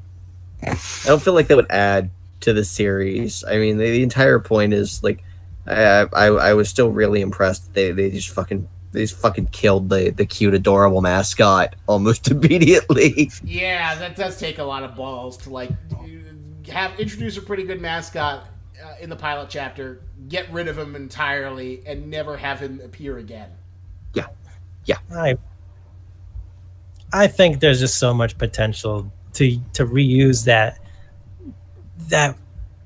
cool that fun design for a mascot, like as like a mentor character maybe, like just somehow figure out a way to reuse it over and I feel over like that again. would be like a little too goofy. Maybe, or just like have Denji like have like flashbacks of Poochie. Plus, when he's like, "Don't open that fucking door," it's like I feel like having the door open and like just having this adorable little puppy be like, "Hey, I told you not to open the door. I was eating," or some bullshit. It's like no. When he opens that door, it needs to be something fucking terrifying. Yeah, and it's interesting that like yeah, I can't wait to see like the full design, especially since the Chainsaw Man has been hyped up as like the devil all other devils fear, and the pimp daddy devil of hell that kills other devils, the Doom Slayer of hell. And I hope that there's like a really fun explanation of how the devil that kills all devils turned into Puchita. I am curious, but yeah, it feels like it would just like be a little bit of a betrayal of the Chainsaw Man method to like just have this mascot character talking and like, oh, Genji, you should watch out. Blah, blah, blah, blah, blah. No, yeah, no. Yeah, because like Chainsaw Man has a really grimy kind. I don't know if I call it realistic, but it feels more grounded aesthetic. So to have like a walking mascot character walk around for too much, it feels like unless Fujimoto has some brilliant way to make it work. Yeah, I think Pochita is the only mascot style thing we've seen the entire time. Because yeah, Nayako's just or Nayako or Meowy's just like it's just a fucking cat. Just a fucking cat. Yeah. It's just a regular cat. Doesn't do anything. But it was Power's cat that she originally wanted to save. Well, that's sort of the attraction to it because it gives Power a more sympathetic element. Yeah. Right. That's true. Like the cat. See, it's the only reason you don't hate her, even though she's kind of a jackass. Because yeah, she likes this cat. She literally wants to have the save the cat moment. Yeah. That's a good point actually. Yeah. But like at this point, I'd say Kobeni's car is the true mascot of Chainsaw. You know what? I will 100% agree with you on that. Wait, Kobeni's car was in the character poll? Did you not see it? Got number 7? Oh, I did not.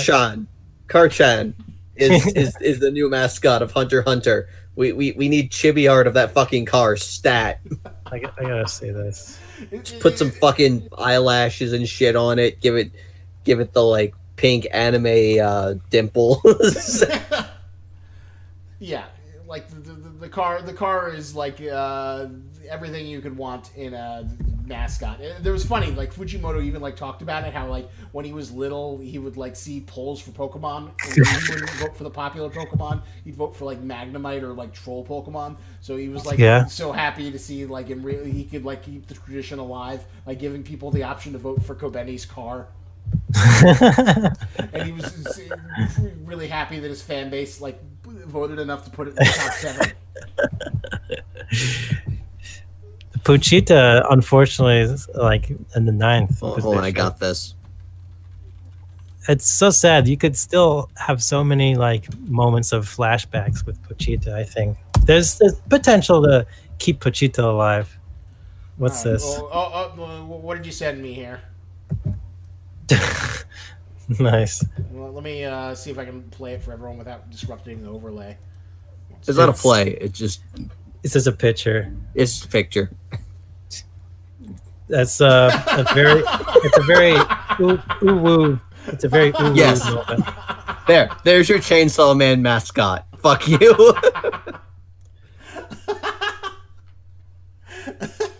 Oh, I'm sorry. I didn't mean to hit that guy. Yeah. Are you gonna charge me for manslaughter? And of course, Kobeni gets 8th place.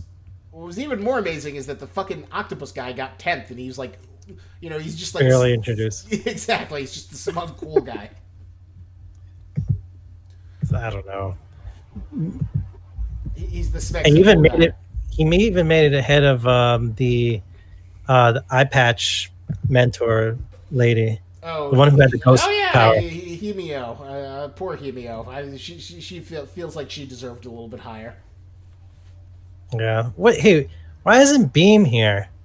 Why did no one vote for Beam? Just people have shit taste and they don't understand who the best Shark Boy is. Man. Now I'm wondering what Makima's ranking on the poll is now. Oh. Sadly, I'd say this probably puts her even higher. Jesus Christ.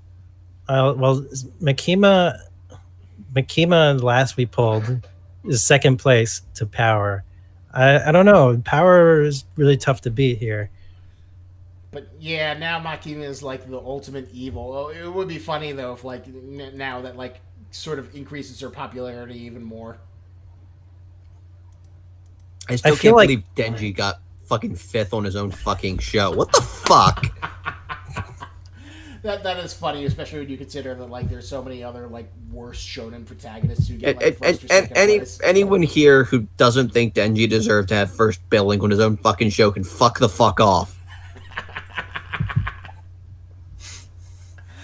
Yeah, I completely agree with that. I think Genji's I don't know. I think Rezi.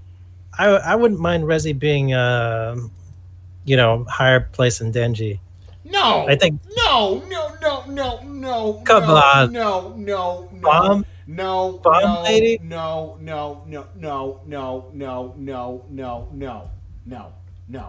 Like sweet girlfriend turned into like assassin bomb lady.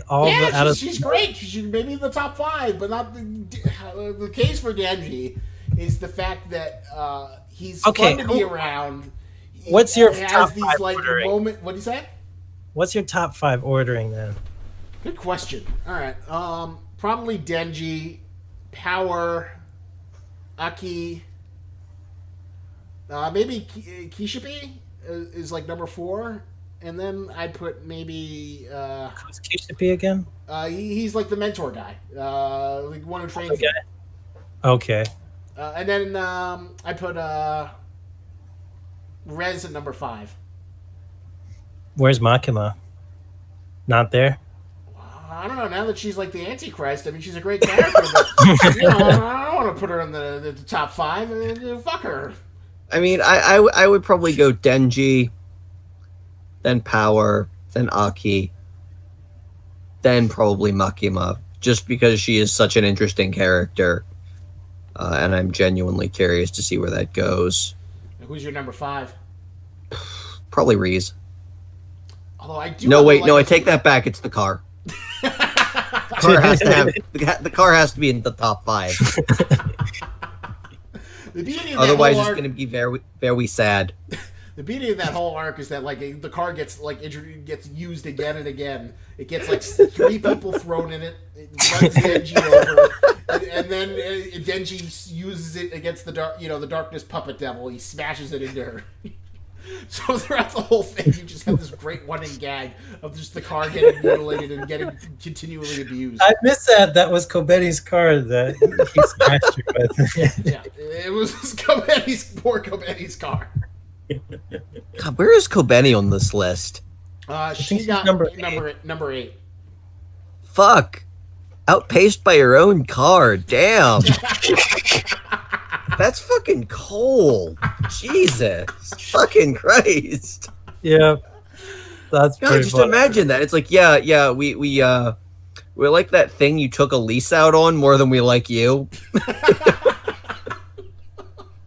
I think the fan base like sort of knew that, like, if there was one fan base that was going to give the props where it was due, it was the Chainsaw Man. Once they saw that, like, Kobeni's car was on the list. But yeah, there's like a lot of like really fun, strong supporting characters. Like I remember Zabel. Do you like the Angel guy? I know he's probably not your favorite, but I know It was okay. I don't hate him, but I know you started hating him just because you thought the idea of like an angel devil was stupid. oh yeah, it was dumb as shit. I'm still pissed about that, by the way. Oh really? I thought it like kind of like warmed up to Dumb. all the characters. No, dumb. Stupid fucking power. Fuck that. Wait, so to turn the lifespans of people into weapons? That's his official power? No, to be a fucking angel devil. Dumb. Fucking dumb. Fuck you. Stupid. Although you want to hear something really, Fucking incoherent. you want to hear something interesting. You know who else was on the popularity poll Hmm? of the Chainsaw Man? Who made 74th place? Who? Agony. What? How is he on the Chainsaw Man popularity? Wait, who? The main guy at Fire Punch. What the fuck? I thought I was like missing something. It's like, wait, how the fuck did I like miss what? Wait, God fucking damn it! Here, I'll send you a link. What the fuck, Japan? What the fuck is wrong with you guys? Jesus Christ! I can get the car, but why the fuck is he even in this poll? I mean, I understand that's the point, but couldn't you have picked someone that sucked less? Really, you hate the idea of like Fire Punch having any direct impact on what's been great of like Chainsaw Man. Like, it'll yes. rub off. Yes. Oh, you know what's really interesting? I would have accepted the mold devil before Agni. I actually kind of liked the mold devil. His power set was kind of neat. I kind of wish he'd stuck around a little more. That was pretty cool. Just making people grow mold in their stomachs. Yeah. That was fucking nasty as shit. I like that.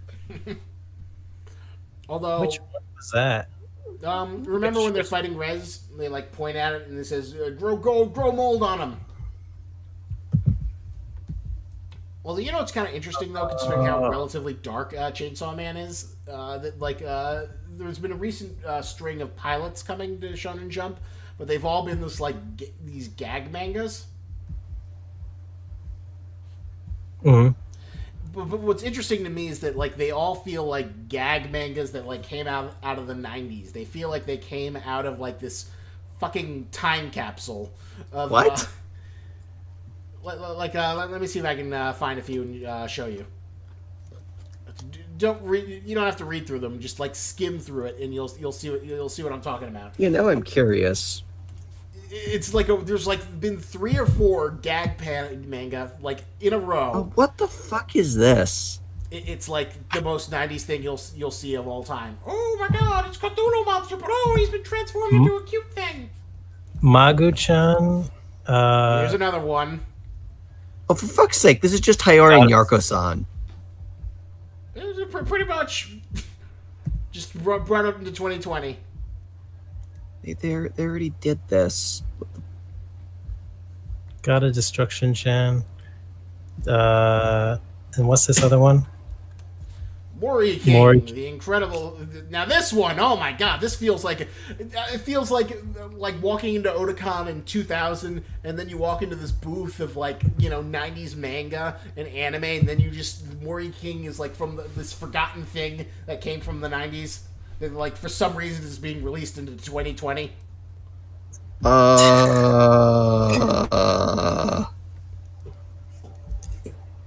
Yeah. Yeah, kind of. Jesus Christ. What was this last one you linked? Roboko? It's another gag manga about a robot made something or another. God, this looks like Hunter x Hunter. I mean, when he's kind of on his Roboko? game. No, the insect god thing. Let me see. Like when he's on his game.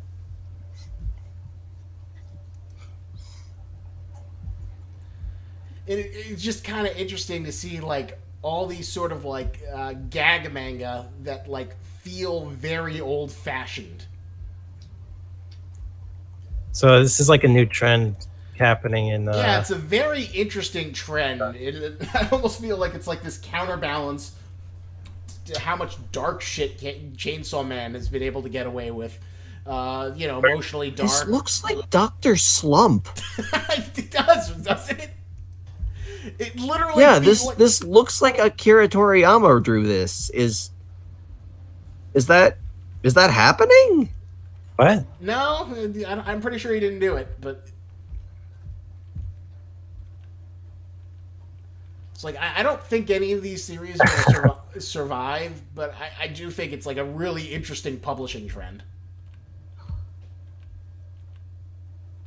Wow.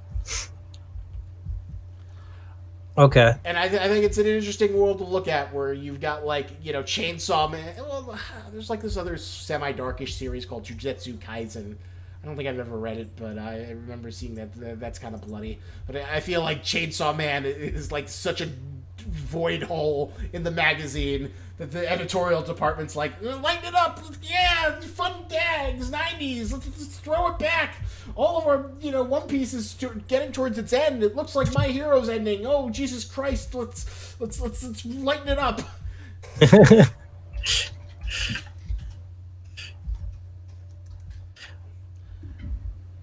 I like your expression of just skimming through it.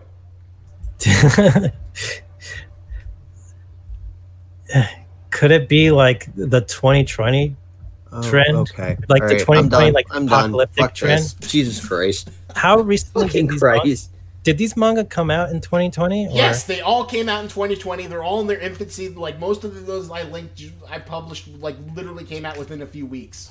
Okay, so what I think is happening is because 2020 has become so apocalyptic, there's a lot of apocalyptic 2020 memes. I think that's why manga like this are showing up, sort of to make light of all the apocalyptic things that are happening. That's an interesting theory. That's a really interesting theory, and it kind of makes sense that the editorial direction is oh, things are so miserable. Let's lighten up the world. Let's make things happy, and let's make things a little bit nicer and happier. And we're all gonna die. Just look at cartoons. Shut up and look at cartoons. Don't scare the neats. They don't need to know this.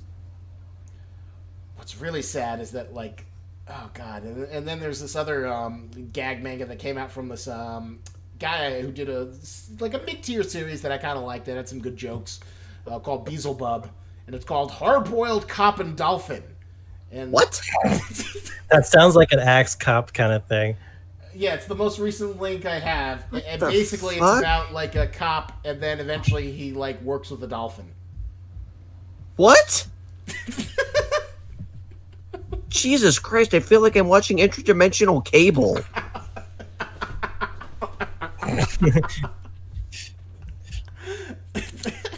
the fuck is the weird little chibi girl? I don't know. She's the dolphin's daughter. What?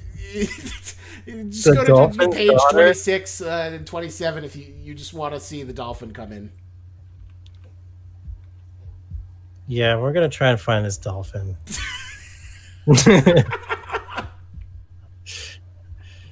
um, where are you? 26. Just zoom to 26.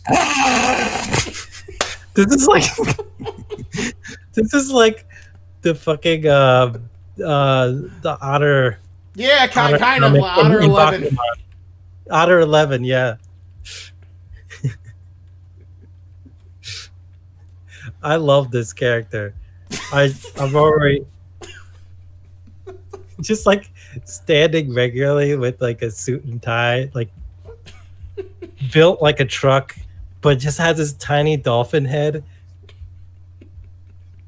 I love I fucking love the design. It's a decent dolphin design. I have no idea if like the manga is gonna kick off, but What? Jesus Christ! What?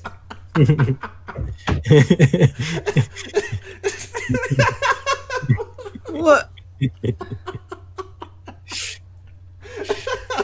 This might be the manga of the year right now. Jesus! I'm gonna have to check this one out. Hard-boiled cop and dolphin. What?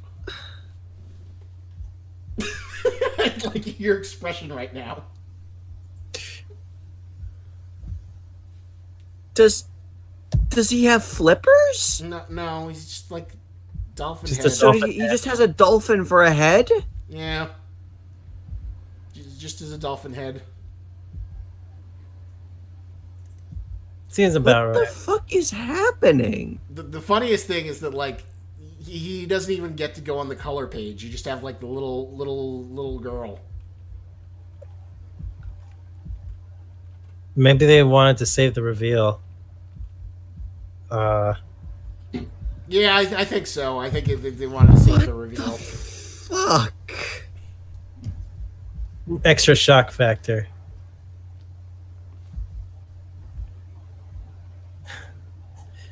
Wow, there's some crazy manga coming out.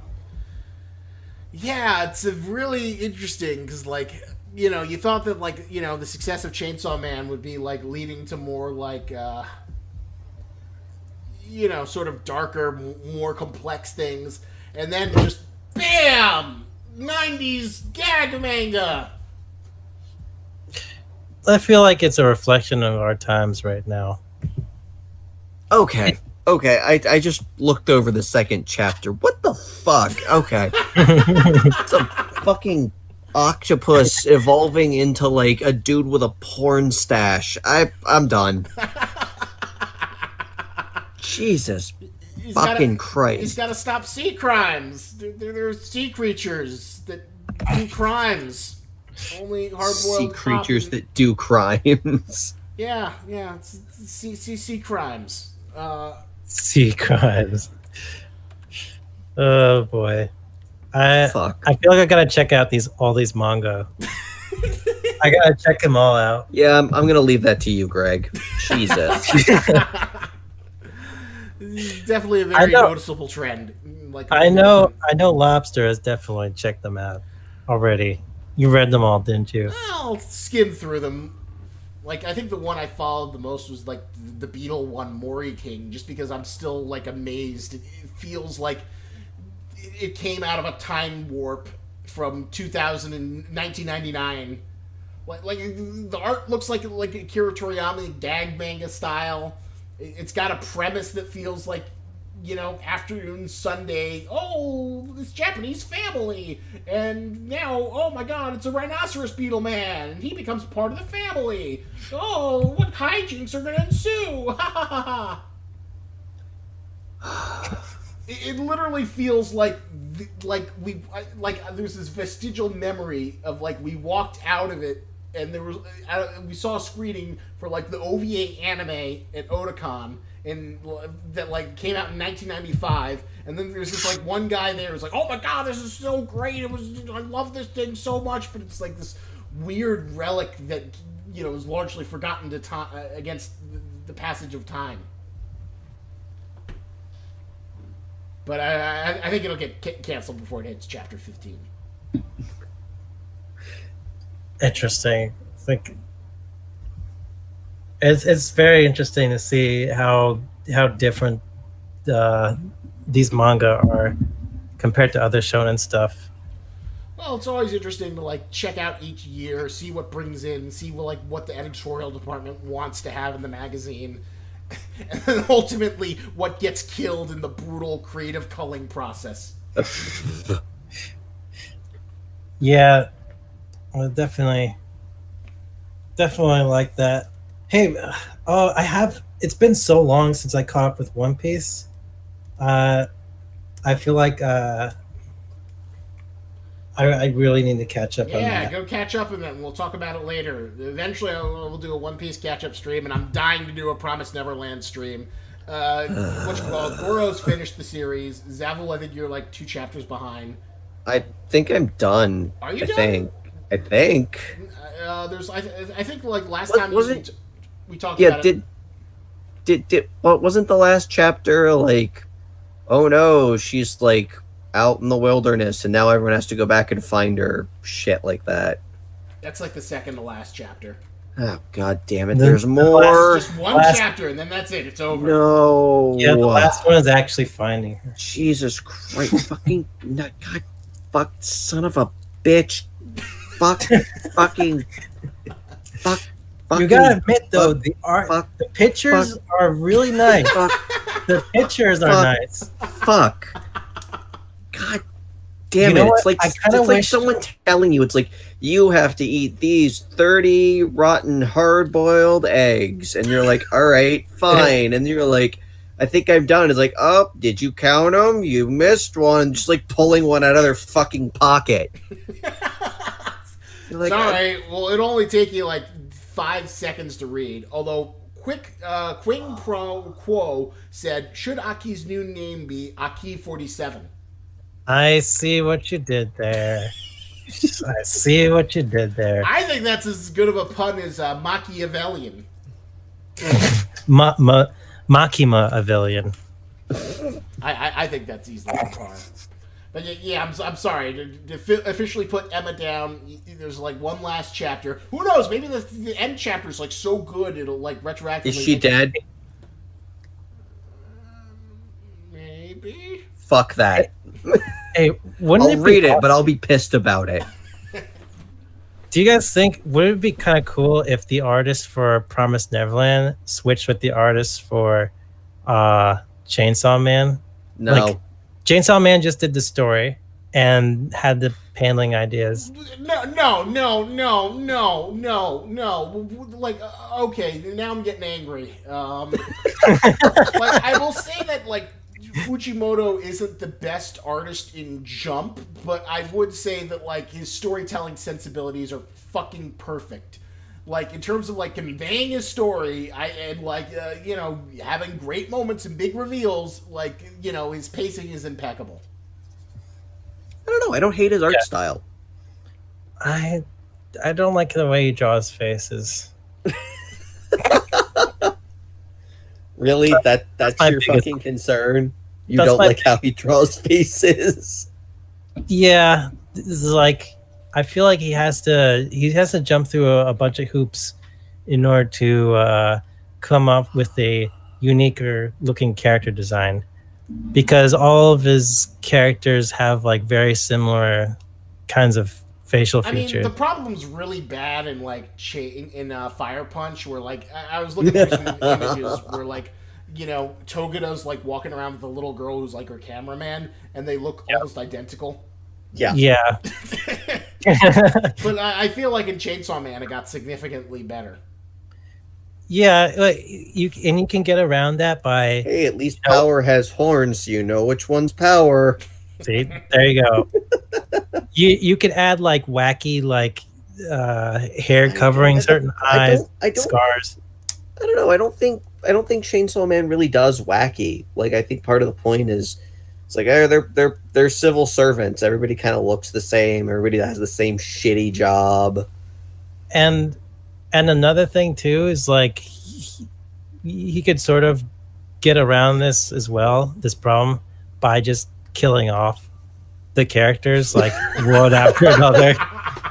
So you kind of quickly So forget what he's about them. doing, what he's doing right now, he's just not doing it fast enough for you.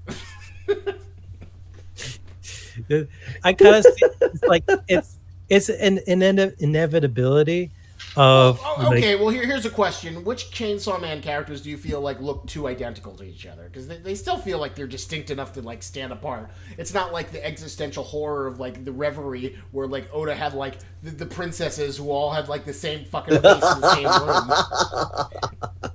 Okay, what about Or that like spread where you had like several characters and they all had like black hair. It's like, is that Nico Robin? Is that Boa Hancock? I don't fucking know.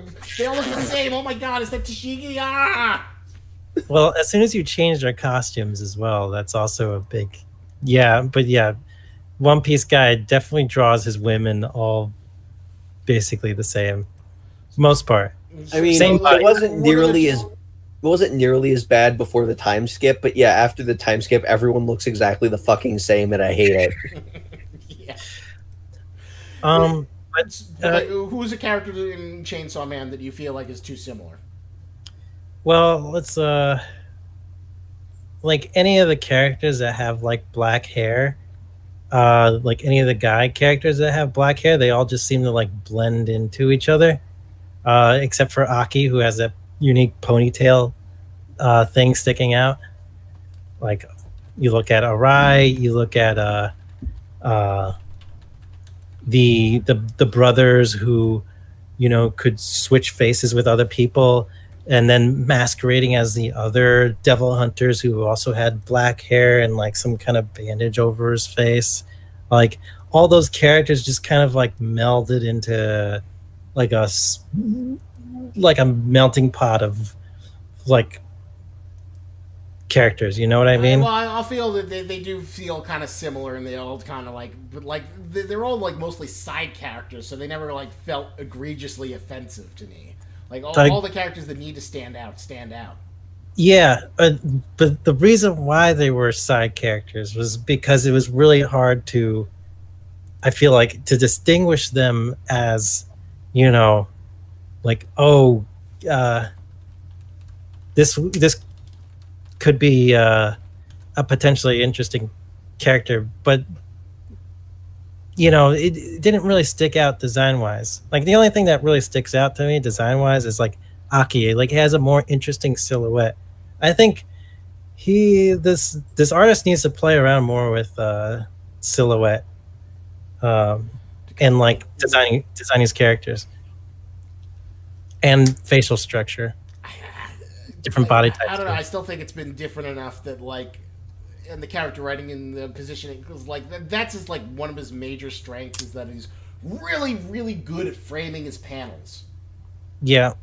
He's got this like his cinemaphile nature means that he's like really really good. Like you know, in the most recent chapter, this chapter 77, there was this wonderful palatable sense of dread as he's like opening up that door, and it's just like laid out and paced perfectly. Yeah, and that I think that's really really hard to do in a comic where it just feels like disposable images versus like, you know, you could just feel the invisible music, the invisible sound effects. Yeah, it feels like a cinematic experience just reading it.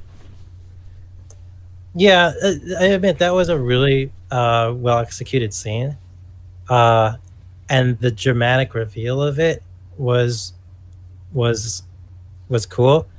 I kind of, you know, this is me with an artist's perspective. Like, I know as an artist, like, there's a lot of artists who will make a lot of creative decisions based on their limitations. Based on their limitations, exactly. And I kind of saw that moment as like, oh fuck, did he get tired of drawing Aki? Like, is this why he's killed? I just wanted to kill him off right then and there. It's like, oh no, I really like. Oh no! Oh no! Yep. I'm cutting out. You guys still there?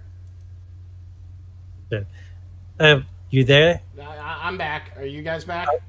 Yeah. So I felt like Aki was like one of my favorites, and it's like, why are you so you can't be tired of drawing Aki, can you? And because I don't know, it seems like he does this like he does this thing where I gotta kill off characters after characters after characters because some of my characters just look a little bit too similar to other characters, and then he kind of uses that as a mask to sort of like, oh, let's say, okay, I really don't care about my other characters anyway because, you know, do you know what I'm trying to say? I'm not articulating it very well. I think I sort of get it. Like, he gets sick of... It's the classic, like, why did Goku Super Saiyan have yellow hair? Oh, because Akira Toriyama and his assistants got sick and tired of, like, having to color in Goku's black hair all the time. So they created it as a lazy around. And your theory is that when he's sick and tired of, like, drawing distinctive details, he's just like, I'm gonna kill this guy.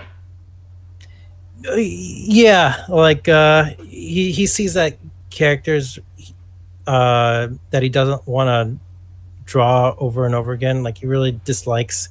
It seems like he really dislikes drawing the same characters over and over again. That kind of look a little bit similar and bland. So he likes to kill them off quickly, and to sort of, you know, because there's so many of these characters, he'll use that as a way to, you know, double down. He'll double down on his decision of killing characters and actually kill characters we actually care about. It's an interesting theory. I don't know if it'll ever get confirmed in an interview. I'd be really curious to ask him something along those lines. I wouldn't phrase it exactly how I did, but I'd be like, why do you really want to kill off all these characters all the time? Or I also feel like that also contributes to the fact that the Chainsaw Universe, man, is a harsh universe where, you know, the consequences are very severe and very drastic, and shit sticks versus, like, you know, most other shonen where, like, you know, oh, you can get your arm blown off, but hey, just put some bandages and you'll be fine. Yeah. It's a nice way to add stakes, even though Denji's virtually immortal and almost impossible to kill. I think that Denji's stakes aren't physical damage. It's going to be psychological damage. It's going to be like a mental breakdown, not like, it's not going to be like, how much punching can you take? No, it's going to be like, how much emotional trauma can you deal with in one go? Yeah, like that'll be interesting. Is like, I wonder if that emotional trauma will make him, you know, hesitate and actually like second guess himself and become sane, in a sense. Because the more sane you become, the less powerful you are. Well, the real question is he going to be, you know, doing basic bitch devil hunter work after all this shit's been revealed? And it does feel like we're being set up to eventually reveal that, like, Makima transformed Aki into the gun fiend. And that's going to be, like, a big thing that, like, puts a huge wedge between Denji and Makima, and then makes him from, like, you know... Have you ever heard of this word that's been going around? Simping? Yes. Zavel? Yes. It feels like it's getting close to the point of, like, becoming the new alt-right version of cuck, but it hasn't quite yet. But, you know, you can still use it without being pegged to, you know, right-wing conspiracy theories. But, Hooray. You know, it's right now. For the next couple of months, it's still... So he's been sipping hard for Makima. Oh, my God. Makima, you're my queen. I love you so much. You're the best ever. And now that it looks like the Future Devil is going to come true, that he's going to murder Aki in power in a horrible, brutal, emotionally scarring way, and that's what's ultimately going to put him against Makima. Yeah, that sounds about right. What's about to happen? I mean, So, You know who I have difficulty telling apart? Who? Denji and Puccina. I can't tell where one begins and the other one ends. Wait, Denji and Puccina? Yes. What do you mean? For fuck's sake. It was a joke. Oh. Because they're literally in the same body. Oh, okay. That's a All right, joke. well, that ended poorly. I get what you're saying. But do you really think like Chainsaw Man would be that much better if the Promised Neverland artist was like drawing it? No. I would be interested. I don't want him to have any creative input on anything ever again. Well, No, it's a different artist working on with a writer. yeah. Promised I know. Neverland is a dual team. Oh, well, I guess either of them. You really hate the art? The art looked nice in the Promised Neverland. It's fine, but it exists. You're so angry that you're You know, just this like, artist does other stuff besides Promised Neverland. Like, Well, he he's actually shouldn't. really talented. you're just like so bitter about like the failed Promised Neverland was like the savior of the shonen genre, like the new but different and something interesting that we hadn't seen before, and then it failed so hard you're just completely angry. Yes, it basically just turned into exactly what we've always fucking seen before, and I'm fucking pissed about it. But hey, at least they didn't get superpowers. But like, my argument would be that, I mean, I feel like some of them did. They had the fucking mutants. Oh yeah, but Yeah. Remember the guy who's like 7 feet tall and can like throw a car? Yeah, that guy. Adam. Yeah. Fucking that guy. Or the fucklord that wears a bag on his fucking head, even though he has access to, I assume, better methods of masking his bullshit. If they can all wander around in like these smart, nicely cut suits, he can wear something other than like the fucking bag on his head. Exactly one person can get away with that. He has And trauma. it's not okay? him. It has anime trauma, okay? That's the reason why he has a bag over his Fuck's sake. Hey, it's it's Norman's anime hit squad. But at least the main kids didn't get superpowers. But anyway, to bring it back to Chainsaw Man, I feel like how he lays out his panels is so important that anyone else would fuck it up. Yeah, I suppose that's true. I agree. So I think that it's not like a Togashi situation where I'd be very happy for someone else to take over the Hunter x Hunter storytelling. The storytelling, carries it, but the art, is just a vessel. Oh, you You mean really- if someone took over the art for Hunter x Hunter? Yeah, that would be fine with me. You know what? You know what? I take that back. I will allow the people from Promised Neverland to redeem themselves by drawing Hunter x Hunter. Just like an upgraded version of it. Yeah, yes, I will allow this. This is acceptable to me. Hey, remember when the Tokyo Ghoul guy made a one shot for? I remember. Ahsoka I don't know one if, you'd find this probably very interesting. You've probably never seen this, Zevel. So there's this. Junji Ito? No, not Junji Ito. Another guy. I forget his name. Tokyo Ghoul. Never mind. Yeah. I don't know Yeah. why I suddenly just went with Tokyo Fish Attack. I'd pay to see that.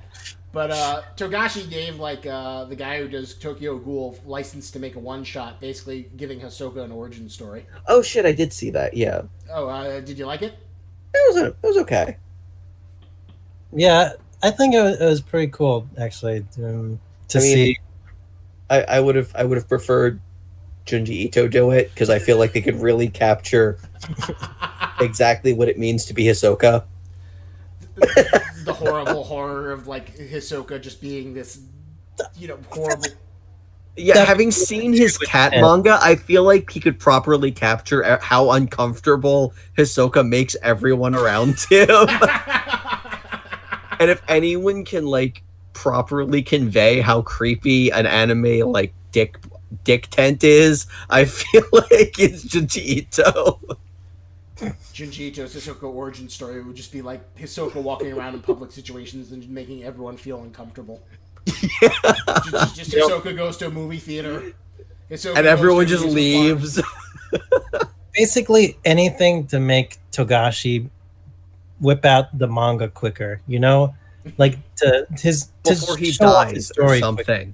Please. Yeah. Fuck's sake.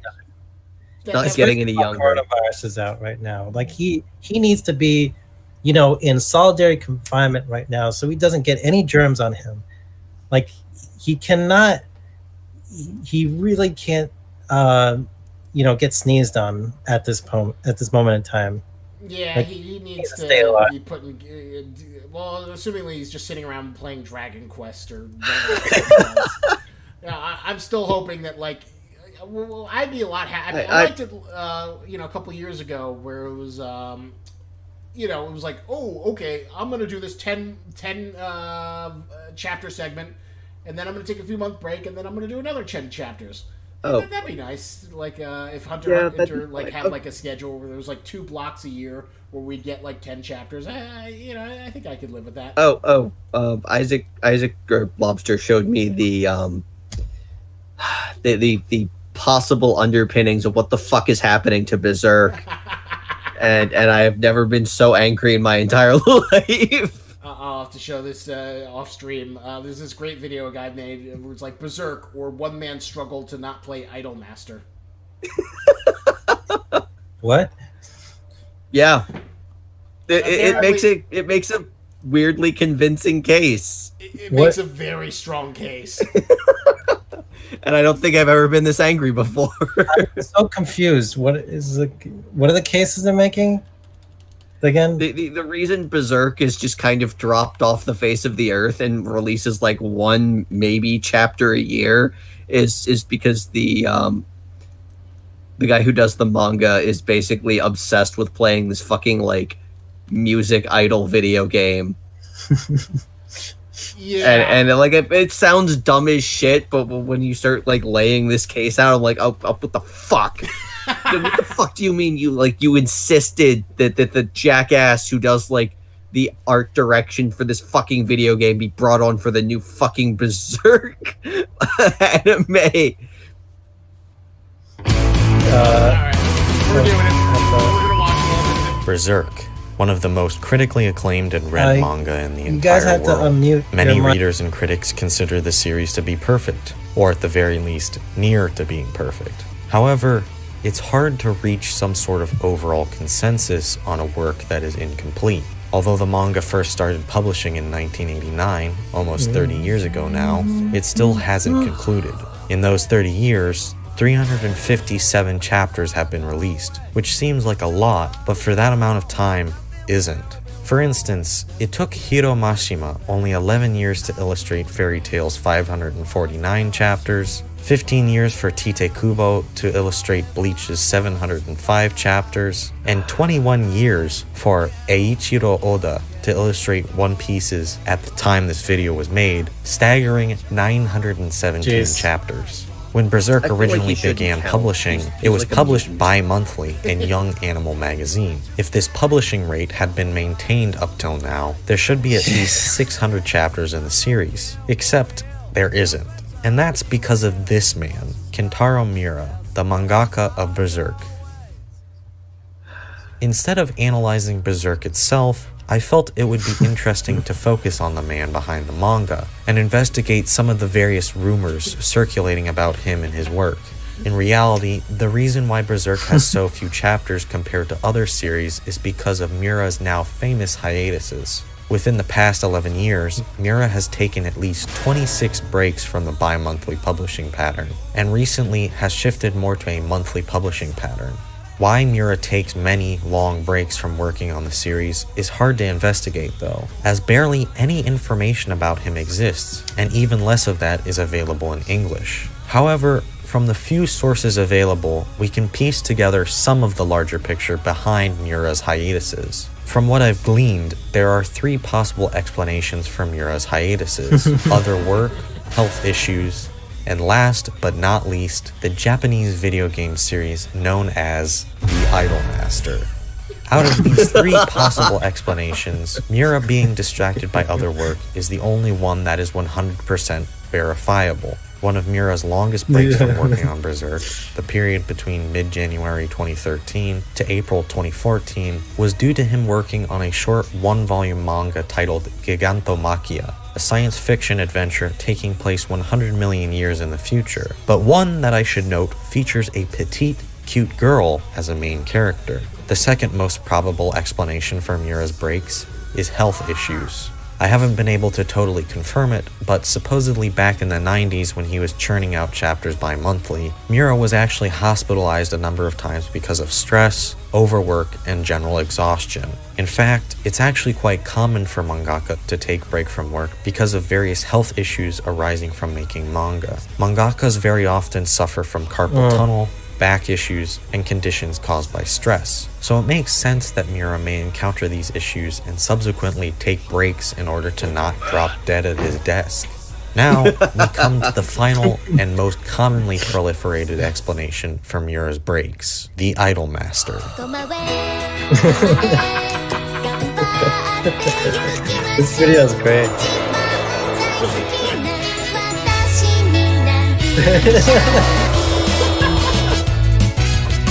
Almost everywhere you go where people discuss Berserk, you'll see somebody mention Idol Master and Miura's supposed addiction to the video game series, distracting him from working on Berserk. This belief primarily spawned from various comments Miura has made in Young Animal, where he's expressed his love for the Idol Master video games. Rumors that Miura has mentioned problems with video game addiction in the past have only reinforced this belief, resulting in Idol Master becoming a meme within the Berserk community.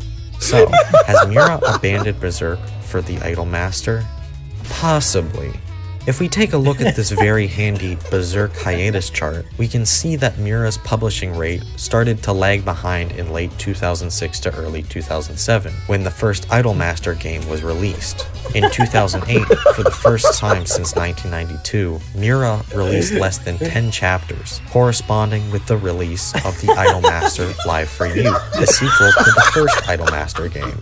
As the rate at which Idol Master games were released steadily increased, the rate at which Miura released new Berserk chapters decreased, down to the point where now, we're lucky if we even get 5 chapters released in a single year.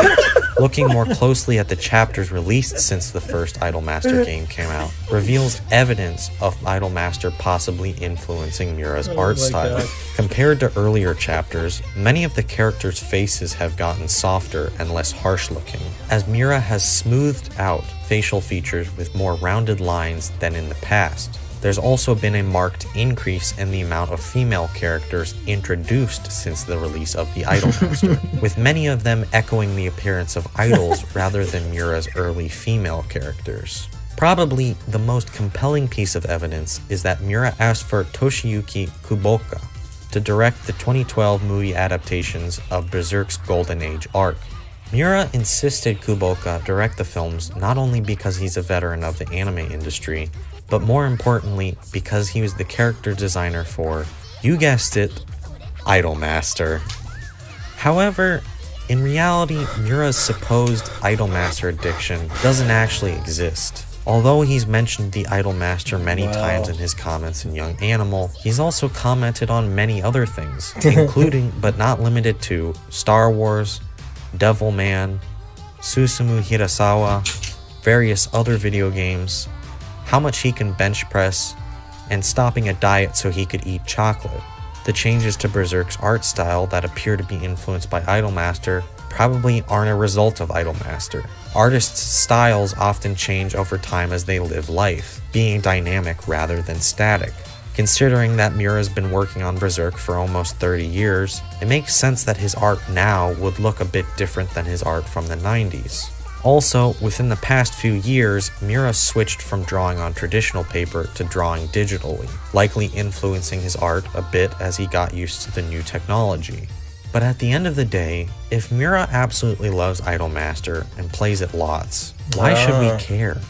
According to a rare instance in 2009 where Miura responded to some fan questions, he said that he works from 2 p.m. to 7 a.m., a total of 15 to 16 hours, every day with no holidays.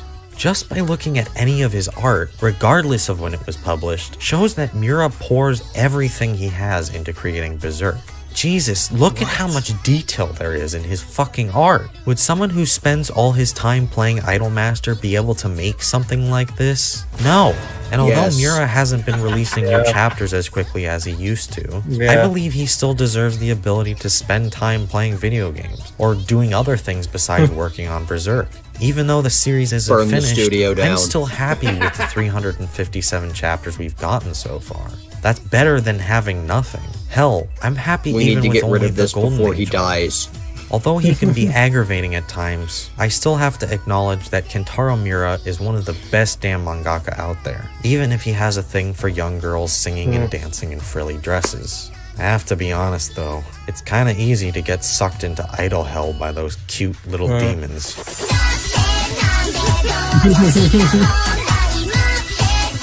So, you're convinced, haven't you seen the tape for it? This off. Yeah. I'm convinced. I think he makes a very, very strong case for, Yeah.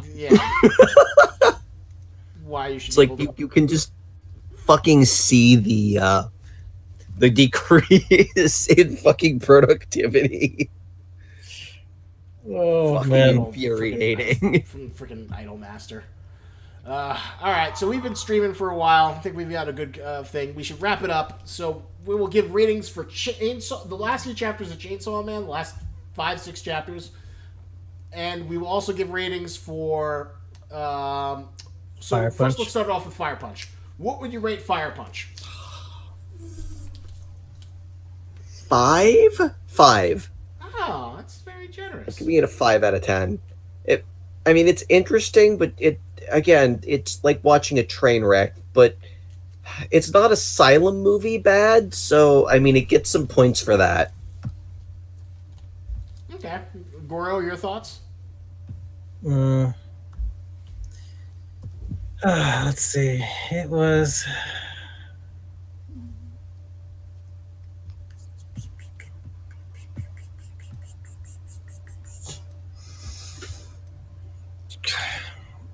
I give it a. Damn. I don't know. 6? Pick a fucking number. 6? 6? Okay, thank you. Fair. Damn. Thank you, child father of Goro, aka Tato, for the stream, for the super chat, saying it's a good stream. Yes. But, all right, so why would you give it a 6? Give it a few reasons now.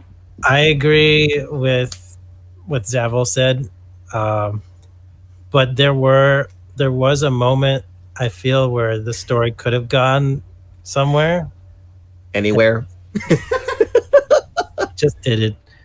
Like I think my one of the greatest moments was like when he said the words "fire punch" and released the metal casing from his hand, and like actually did.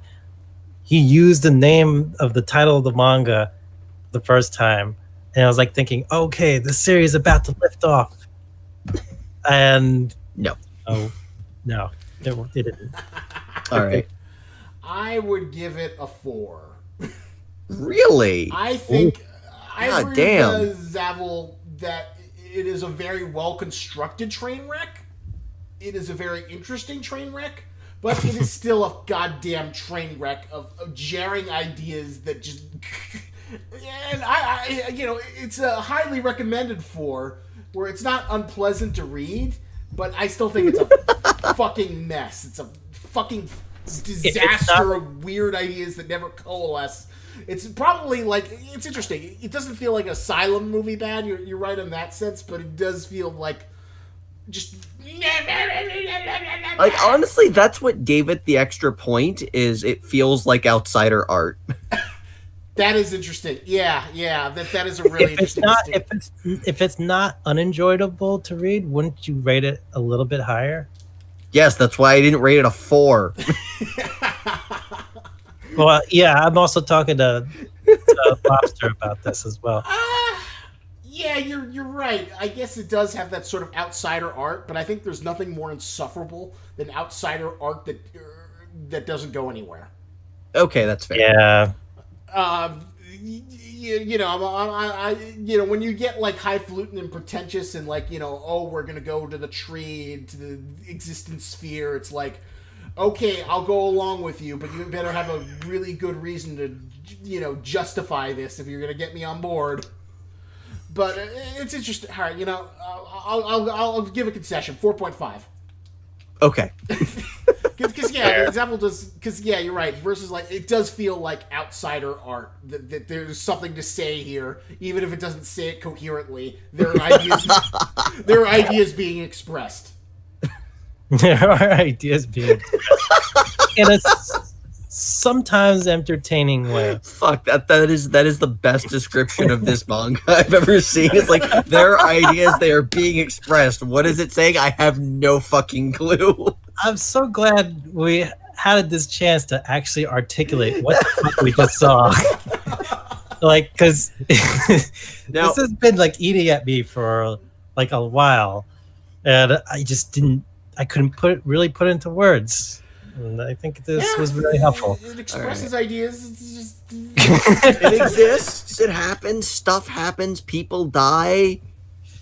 An attempt at catharsis was made. Yeah. So let's move into these last few chapters of Chainsaw Man. We're gonna put them all in one collective. Call it the Gun Devil arc. What would you rate the Gun Devil arc? 8.5. Actually, no. I'm going to go up to a 9. It's earned enough goodwill that I assume I will get my answer to the only one thing I've been nitpicking.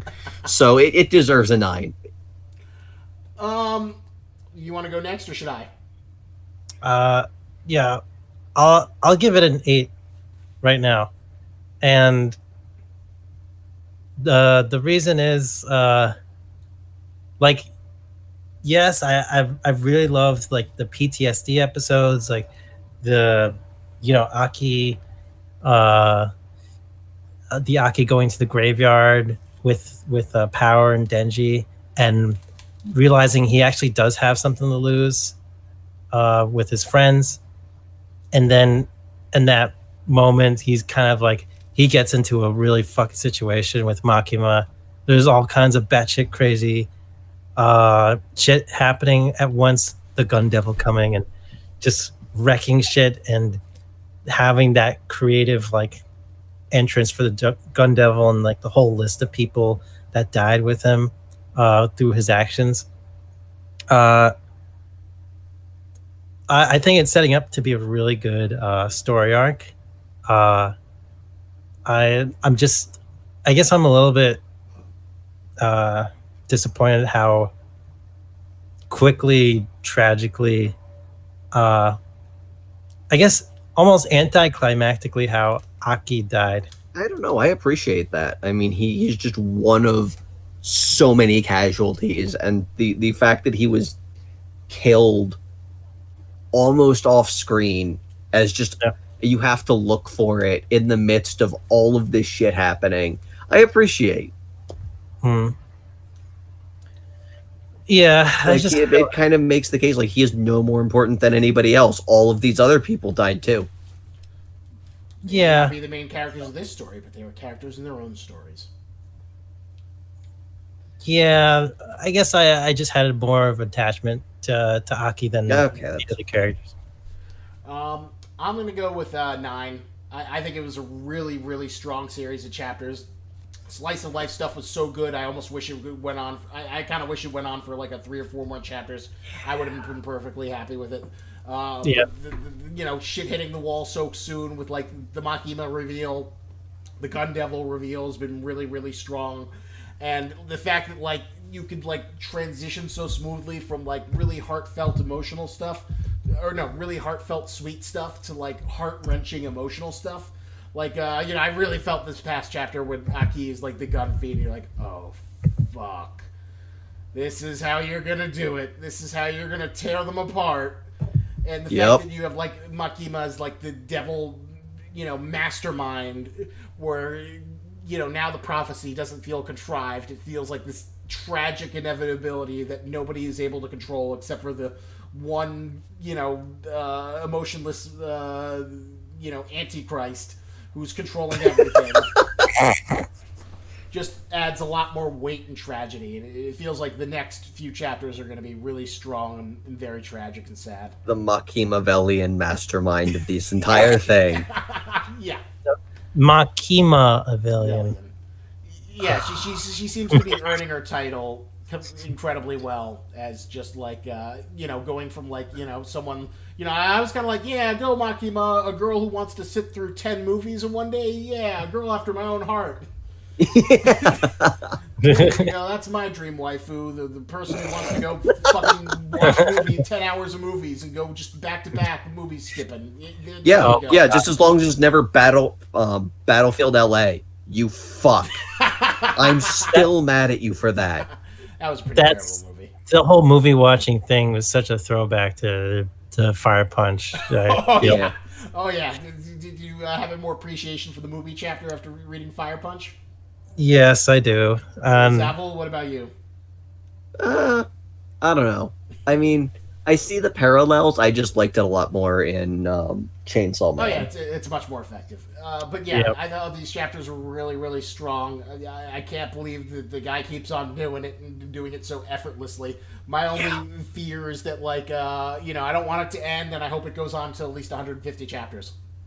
Yeah, that feels like a safe, decent number of chapters for what he's trying to do. Yeah. And, it doesn't need to go on forever, but it still feels like there's more, strong stuff to go on, and it doesn't feel like it's worn out its welcome. Versus Fire Punch, where, I don't know if he just got bored and he just okay. Oh, God, it just kept going and going. I just thought it would be done, but then it just kept going. All right. All right, so thank you for sticking around for episode 12 of the Rambling Ranting Review Hour. Thank you for hanging out with my guests, Goro, Gregoro, and Zavel. What is that? We've only had 12 episodes? Damn. Only 12 so far. At least from the Rambling Ranting Review Hour. Only 12. And this is number 12. So thank you for listening and hanging out. Hope you enjoyed the stream. And remember, lobster's antennas, but don't you grab it. See ya. See ya. All right, and